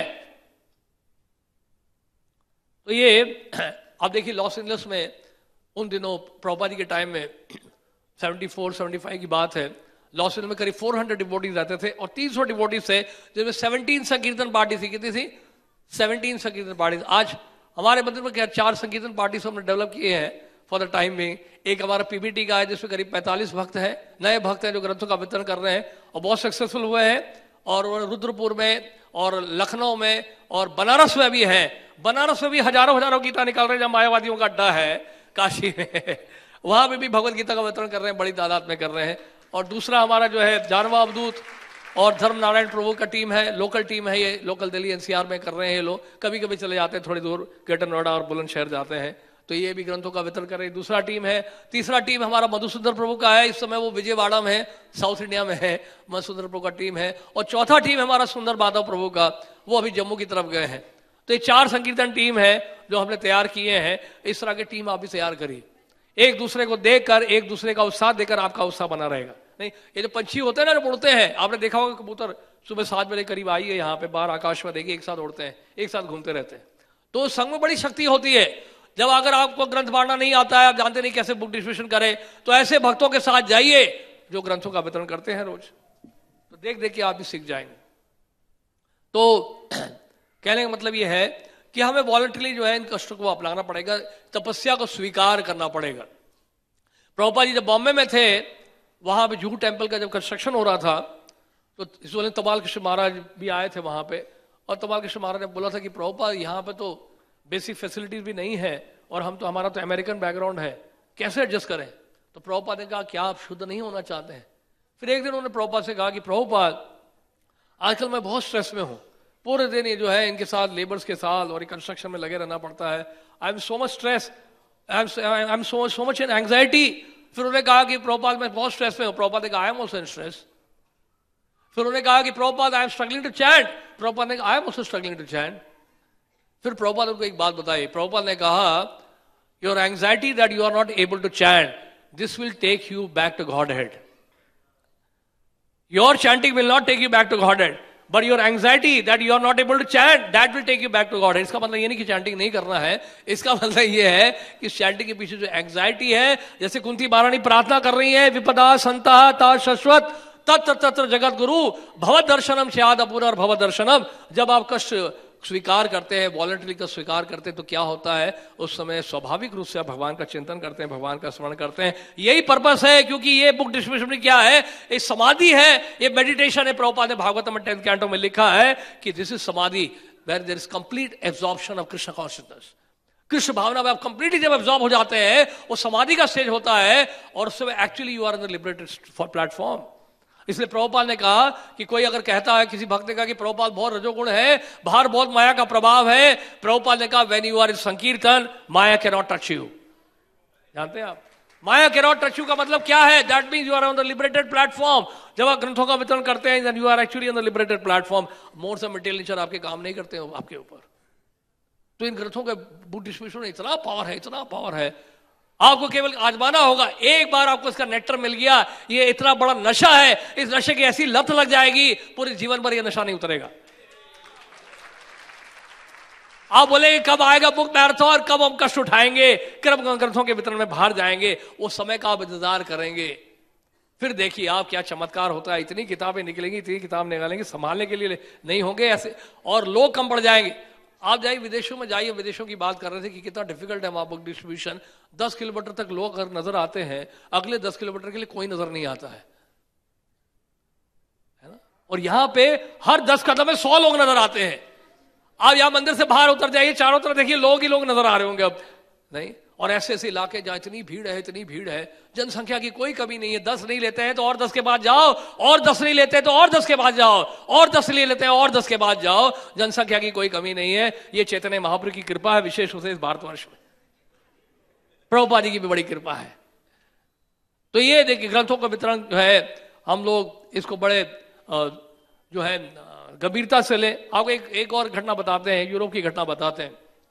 एक बार एक भक्त जो है ग्रंथों का वितरण कर रहा था, उसके पीछे पुलिस लग गई।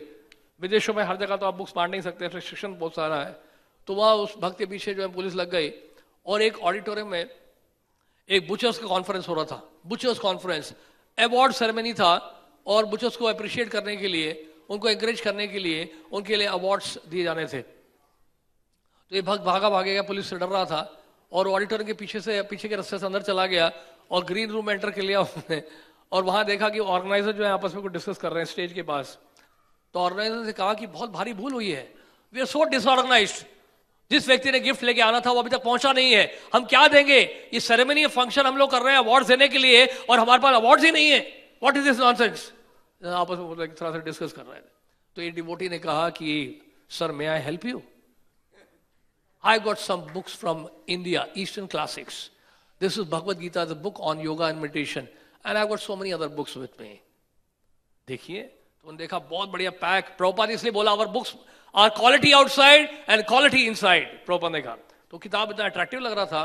तो वो बुक को जब देखा तो उन्होंने कहा कि अच्छा ये किताब कितने की? तुम बताया कितने की किताब है?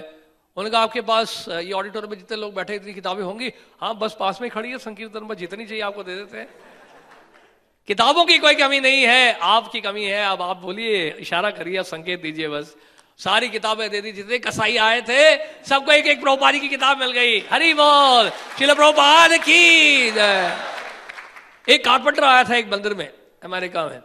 वो कारपेंटर जब आया तो कारपेंटर ने देखा सुबह लोग भक्त निकल जाते हैं, सुबह सुबह बुक मैराथन का टाइम था। प्रभुपाद जी के टाइम में क्या था, अमेरिका में, यूरोप में एक हम कन्वर्सेशन पढ़ रहे थे प्रभुपाद जी के साथ तमाल कृष्ण गोस्वामी महाराज का 14 अक्टूबर को 1977। जैसे प्रभुपाद को तमाल कृष्ण गोस्वामी महाराज पढ़ के सुना रहे हैं कि प्रभुपाद ये फ्रांस का एक टेम्पल का रिपोर्ट है, वहां उन्होंने भक्तों ने एक हफ्ते में 25,000 महाबिग बुक्स बांटे, भगवत गीता बांटी उन्होंने एक हफ्ते में 25,000 गीता बांटी है 1 to 1। स्पॉन्सरशिप नहीं होता था उन दिनों, स्पॉन्सरशिप तो आप करते हैं हम लोग। और 25,000 जो है गीता जो है बांटी गई थी एक हफ्ते में। क्या स्पिरिट था। 78 में वर्ल्ड रिकॉर्ड हुआ था जो कि आज तक नहीं तोड़ा गया है। एक वर्ष के अंदर 1,60,00,000 बुक्स बटी थी प्रभुपाद जी की 78 में, प्रभुपाद जी के जाने के बाद सेपरेशन फील किया भक्तों ने।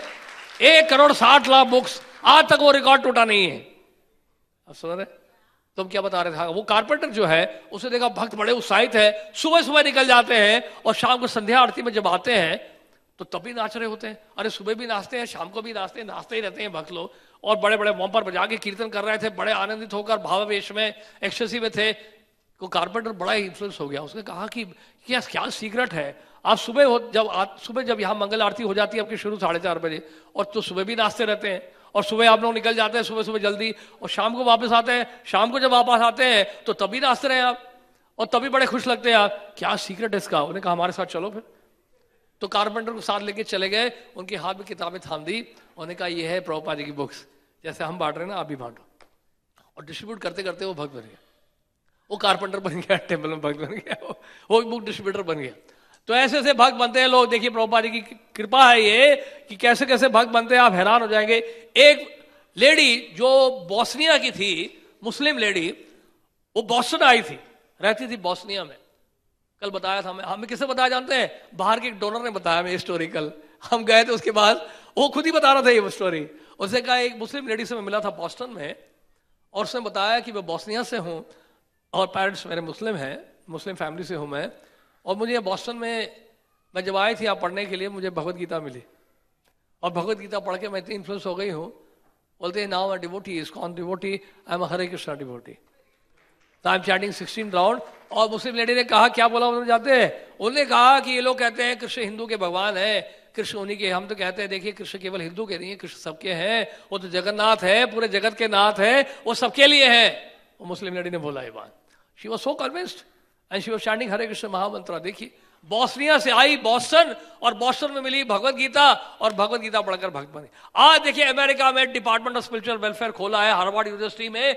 हार्वर्ड यूनिवर्सिटी में ये भगवत गीता से पढ़ाया गया है, पढ़ा जा रहा है। प्रभुपाद जी की गीता पढ़ाई जा रही है, डिपार्टमेंट ऑफ स्पिरिचुअल वेलफेयर है हार्वर्ड यूनिवर्सिटी में, Bhagavad Gita as it is से पढ़ा रहे हैं वहां इंग्लिश में, प्रभुपाद जी की भगवत गीता से। और अमेरिका में कई ऐसे कॉलेजेस हैं, एक कॉलेज बताया था किसी ने, यूनिवर्सिटी है अमेरिका की, उस कॉलेज में भगवत गीता को कंपलसरी कर दिया गया है। अब हमें ये नहीं पता कि भगवत गीता कौन सी है, लेकिन भगवत गीता कंपलसरी कर दिया, कंपलसरी सब्जेक्ट है भगवत गीता। और जानते हैं बिट्स पिलानी में भी भगवत गीता कंपलसरी मतलब सिलेबस का एक पार्ट है, ऑप्शनल सब्जेक्ट है। और बिट्स पिलानी में भी जो है भगवत गीता को इंट्रोड्यूस किया गया, सिलेबस में आ जाता है Bhagavad Gita.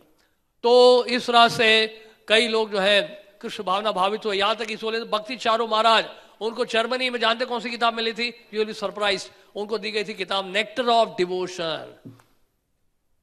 Nectar of devotion पढ़कर भक्त बने थे, बताइए। जिन्होंने वो किताब कभी देखे नहीं था, आजकल हम रोकते हैं, आजकल क्या करते हैं, हम बोलते हैं नहीं नहीं एनओडी मत पढ़ना, ये जो है आपके लिए नहीं है। कई बार भक्तों को रोका जाता है, लेकिन नेक्टर ऑफ डिवोशन पढ़ के ही वो भक्त बने थे, भक्ति चारों महाराज। और जर्मनी से इंडिया आए, इंडिया से मायापुर आए, और श्रील प्रभुपाद जी से मिले। 3 महीने के अंदर उनकी ब्राह्मण दीक्षा और संन्यास भी हो गया, प्रभुपाद जी ने दे दिया। ये प्रभुपाद जी की बुक का पावर है, जिसको पढ़कर जो है क्रांति आ जाती है हृदय में, रेवोल्यूशन आ जाता है हार्ट में। इससे हमारे जो इस्कॉन के कई जो डिवोटीज हैं, प्रभुपाद जी के जो सीनियर डिसाइपल्स हैं, इन सब ने बुक डिस्ट्रीब्यूशन किया है। सब ने 99.9% डिवोटी जो डिसाइपल्स हैं प्रभुपाद जी के, सब लोगों ने ग्रंथों के वितरण में भाग लिया है। अलग ही एक्सपीरियंस है। इसलिए आपके पास कोई भी सेवा क्यों ना हो, थोड़ा समय जरूर निकालिए ग्रंथों के वितरण में। कोई भी सेवा हो, सेवा के साथ संकीर्तन जरूर करिए। देखिए यह है 5 रात्रि की विधि, और ये ग्रंथों का वितरण यह है भागवत विधि के अंदर। तो 5 रात्रि की विधि बेसिकली क्या करता है? फैसिलिटेट करता है भागवत विधि को। बोलते हैं अगर अखंड हरिनाम आपको करना है अपने घर में, तो आग जलाइए, फायर सैक्रिफाइस करिए। उस आग को देखकर लोग इकट्ठे हो जाएंगे कि आग लगी है इनके घर में। जब नजदीक आएंगे तो क्या सुनेंगे? हरिनाम सुनेंगे। इसी तरह से क्या होता है, जब ये मंदिर बनाते हैं और राधा पार्षदी का दर्शन कराते हैं लोगों को, और यहाँ पर क्या करते हैं? अर्चन सेवा करते हैं, बहुत सुंदर श्रृंगार करते हैं, और लोग जब दर्शन करने के लिए आते हैं तो उनके हाथ में क्या पकड़ाते हैं? हम ग्रंथ पकड़ाते हैं। ये पर्पस है। जितने भी हमारे मंदिर बन रहे हैं, रोहिणी में हो, द्वारका में हो, बहादुरगढ़ में हो, छिपीबाड़ा में हो, कहीं भी हो, मंदिर जितने बन रहे हैं, उसका एक होल सोल पर्पस है उन मंदिरों के माध्यम से इन ग्रंथों का प्रचार करना, संकीर्तन करना और यज्ञ में भाग लेना। अदरवाइज और कोई पर्पस नहीं है उसका। There no other purpose. आप समझ रहे हैं? इसलिए प्रभुपाद ने बड़े मंदिर बनाने के लिए बोले इंडिया में, क्योंकि प्रभुपाद जानते थे इंडिया में जब मंदिर बनेंगे बड़े बड़े, इन मंदिरों के माध्यम से जो है प्रचार होगा, ग्रंथों का वितरण होगा। क्योंकि लोग जो है आज के समय में भारतवर्ष में लोग इतने ज्यादा बिगड़ चुके हैं और कलयुग का प्रभाव है। प्रभुपाद ने कहा कि कलयुग में लोग आकर्षित होते हैं बड़ी बड़ी इमारतों से। क्रिएटर कैलाश मंदिर में जब बुक मैराथन होता था, हमें याद है 92 में उस समय पार्टिसिपेट किया था हमने बुक मैराथन में। पूरे मंदिर का स्कोर था 20,000 और जो फर्स्ट आए थे उनका स्कोर था 1000 गीतास का। Can you believe? तो और उस मंदिर में हर संडे को केवल 350-400 लोग मैक्सिमम आते थे कि जगह नहीं थी तो ज्यादा लोग आ भी नहीं पाते थे उसमें। तो 20,000 गीता का स्कोर था पूरे टेम्पल का। तो छोटे टेम्पल में क्या होता है कि लिमिटेशंस होते हैं, लेकिन कई ऐसे छोटे टेम्पल है जो चमत्कार कर रहे हैं। आपका जो फरीदाबाद टेम्पल है नजदीक में ही है बहुत, जानते फरीदाबाद टेम्पल के भक्तों ने, हालांकि वहां पे भी रिनोवेशन हो रहा है मंदिर का और वहां पे मुश्किल से 4 ब्रह्मचारी रहते हैं, उसमें भी सारे जो है प्रीचर नहीं है, पुजारी है। और उस मंदिर में भी इस साल भी उन्होंने 1,40,000 गीता प्लेज किया है डिस्ट्रीब्यूशन करने का। पिछले साल जब डिमोनेटाइजेशन हो गया था उसके बावजूद भी उन्होंने 85,000 गीता बांटी थी। और ये गृहस्था लोग हैं, आपके जैसे हाउस होल्डर्स हैं, फैमिली वाले लोग हैं, जानते हैं आप, जिनका जॉब है, जिनकी फैमिली है, हर जगह से उनको प्रेशर है, जानते हैं, बॉस का प्रेशर है, फैमिली का प्रेशर है, वाइफ का प्रेशर है, बच्चों का प्रेशर है, पड़ोसियों का प्रेशर है, रिश्तेदारों का प्रेशर है, हर तरह का प्रेशर है। और जब इस्कॉन के मंदिर में आते हैं तो कृष्ण भावना का प्रेशर है। लेकिन प्रेशर तो जरूरी है ना, बिना प्रेशर के कृष्ण भावना जो है कि डेवलप नहीं होगी। 1,40,000 गीता प्लेज उन्होंने किया है फरीदाबाद के भक्तों ने, जिसमें 99.9% जो है भक्त जो है कॉन्ग्रेगेशन के, जानते हैं आप।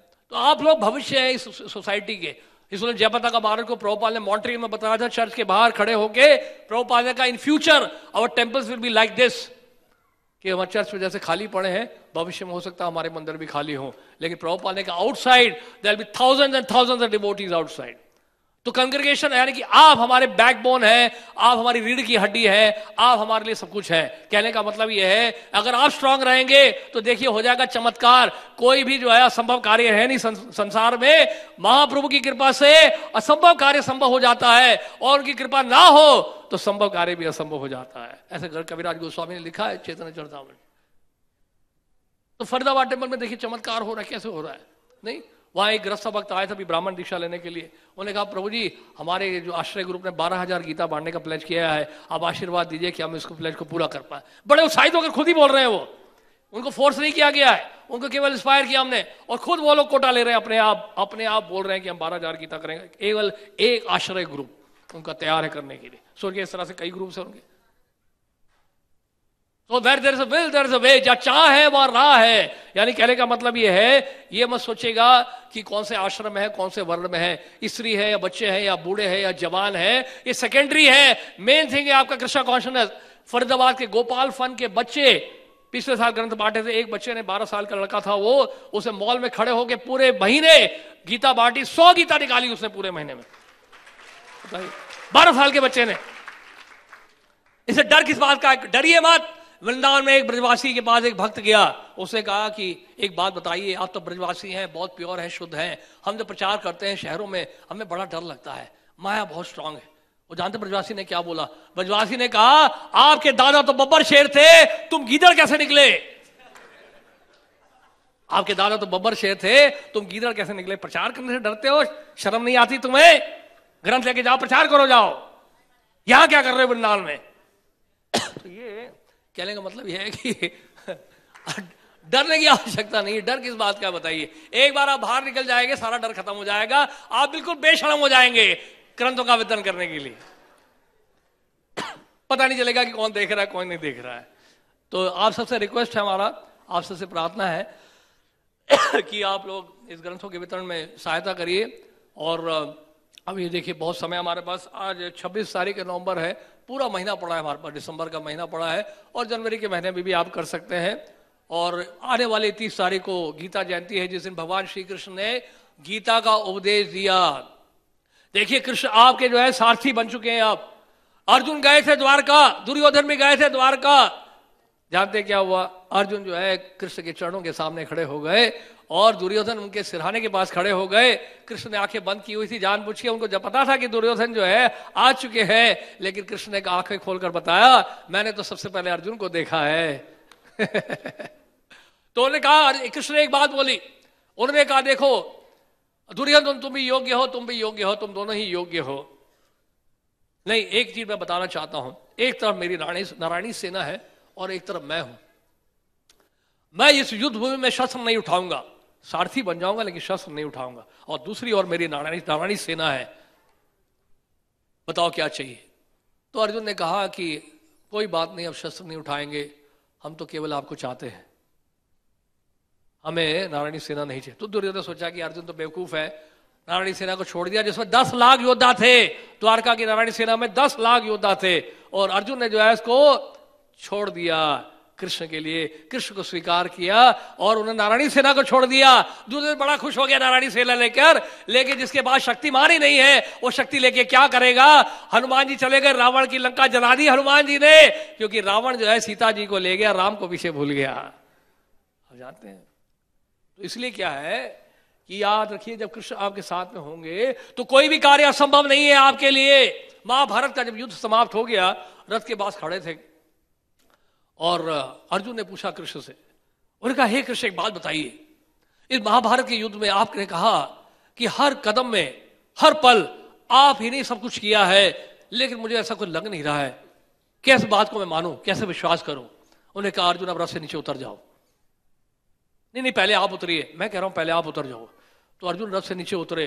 उन्होंने कहा अर्जुन को कहा देखो अर्जुन, इस रथ के पताके में देखो, पताके में हनुमान दिख रहे हैं, हनुमान जी नहीं है, हनुमान जी ने रथ छोड़ दिया है और मैं भी रथ से नीचे उतर रहा हूं।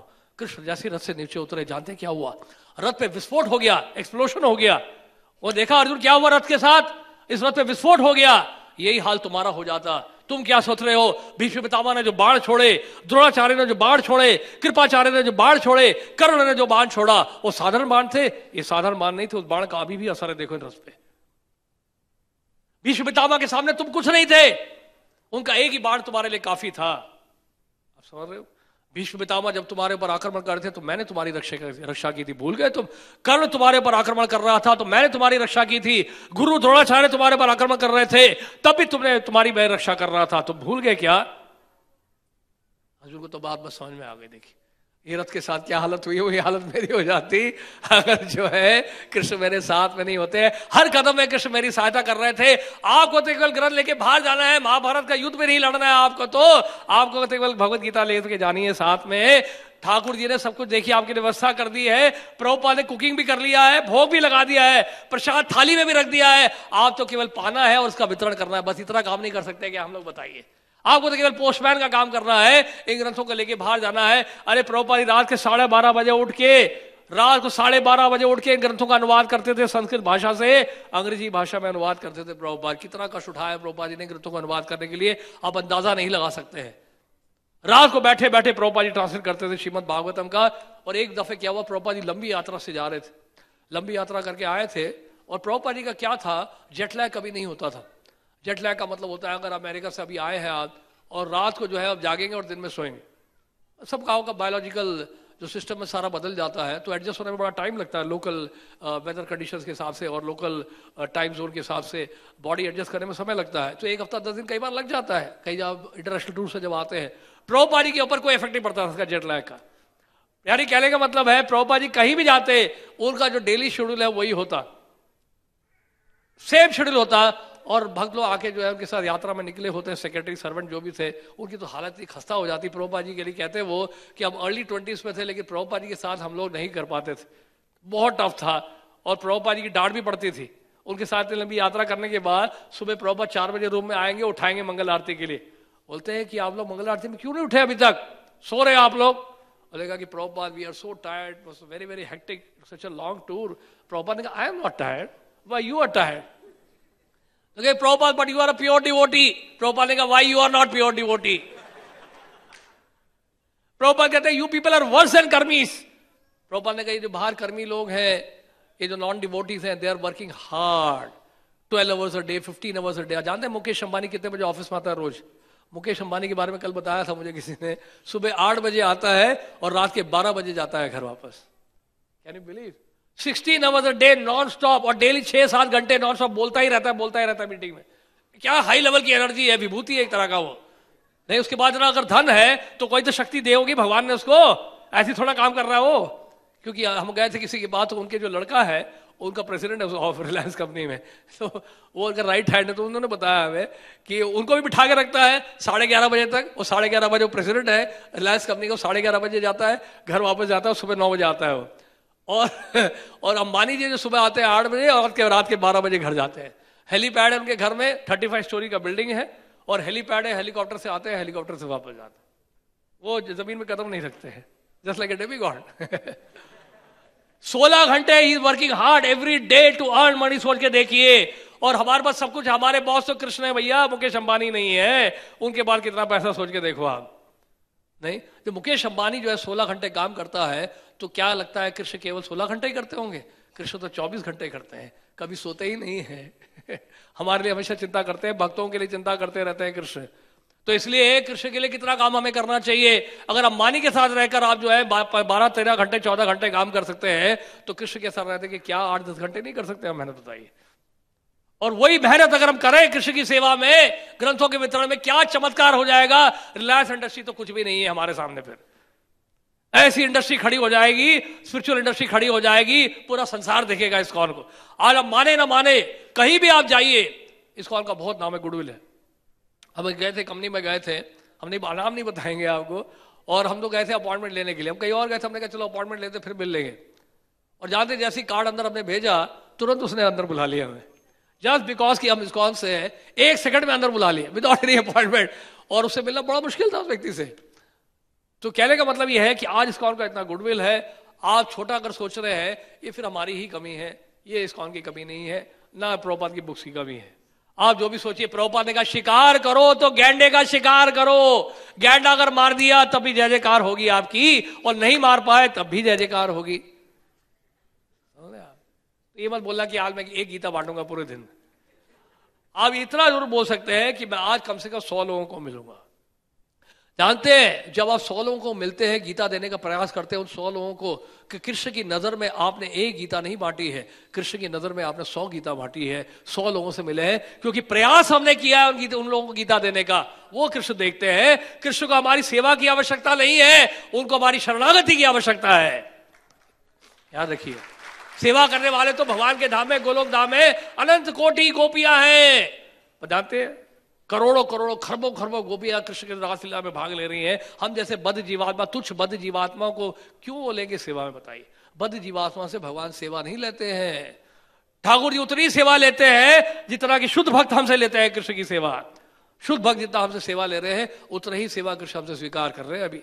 तो ये हमारी गुरु परंपरा, हमारे आचार्यों का आदेश है कि हम ग्रंथों का वितरण करें। लग जाइए, देखिए, फिर देखिए ठाकुर जी की कृपा क्या होती है आपके ऊपर। चमत्कार हो जाएगा आपके जीवन में, पूरा आपका जीवन बदल जाएगा। ये लाइफ चेंजिंग सेमिनार होगा, ये लाइफ चेंजिंग सेशन होगा, और ये लाइफ चेंजिंग मैराथन होगा आपके लिए। तो करके देखिए। तो आप सब तैयार हैं बुक मैराथन में उत्साहित होकर भाग लेने के लिए? सबने प्लेज कर दिया है? आप में से कितने भक्तों ने प्लेज नहीं किया अभी तक? प्लेजिंग में नहीं भाग लिया है, हाथ खड़ा करिए। 1 2 3। जिन लोगों ने प्लेज नहीं किया है वो कृपा करके प्लेज करें। हमारे भक्त है मोहन श्याम प्रभु, खड़े हो जाओ। मोहन श्याम प्रभु हैं, जिन्होंने भक्तों ने प्लेज नहीं किया है, अभी क्लास के बाद मिलिए और इनके साथ बात करिए, आपको बताएंगे कि कितना प्लेज कर सकते हैं। देखिए, हनुमान जी को याद दिलाना पड़ा कि आप वायुपुत्र हो, आप अपनी शक्ति को भूल गए हो। एक जीव पूरे ब्रह्मांड की सृष्टि कर देता है, उसको ब्रह्मा जी कहते हैं। भगवान की कृपा से पूरे ब्रह्मांड की सृष्टि करते हैं ब्रह्मा जी। अरे आप गौड़िया वैष्णव हो, हमारे आचार्यों ने, वैष्णव आचार्यों ने कहा है कि एक एक गौड़िया वैष्णव जो है पूरे ब्रह्मांड को उतार सकता है। क्या आप प्रभुपाद जी की गीता नहीं बांट सकते हैं? बताइए। ब्रह्मांड को उतार सकता है एक एक वैष्णव, गौड़िया वैष्णव। देखिए, आपको तो केवल क्या है, पोस्टमैन का काम करना है। यानी कि हमने पहले जैसे बताया, कुकिंग प्रभुपाद ने कुकिंग खुद कर दिया है, उन्होंने भोग भी लगा दिया है, आपकी प्लेट में प्रसाद भी रख दिया है। पाइए और बांटिए, दोनों काम आपने करना है, बस। उससे हमें कुछ नहीं करना। आप समझ रहे? आप हरे कृष्ण। श्रील प्रभुपाद की जय। श्रील प्रभुपाद पुस्तक वितरण की। Srila Prabhupada translational book distribution marathon की। समवेत भक्त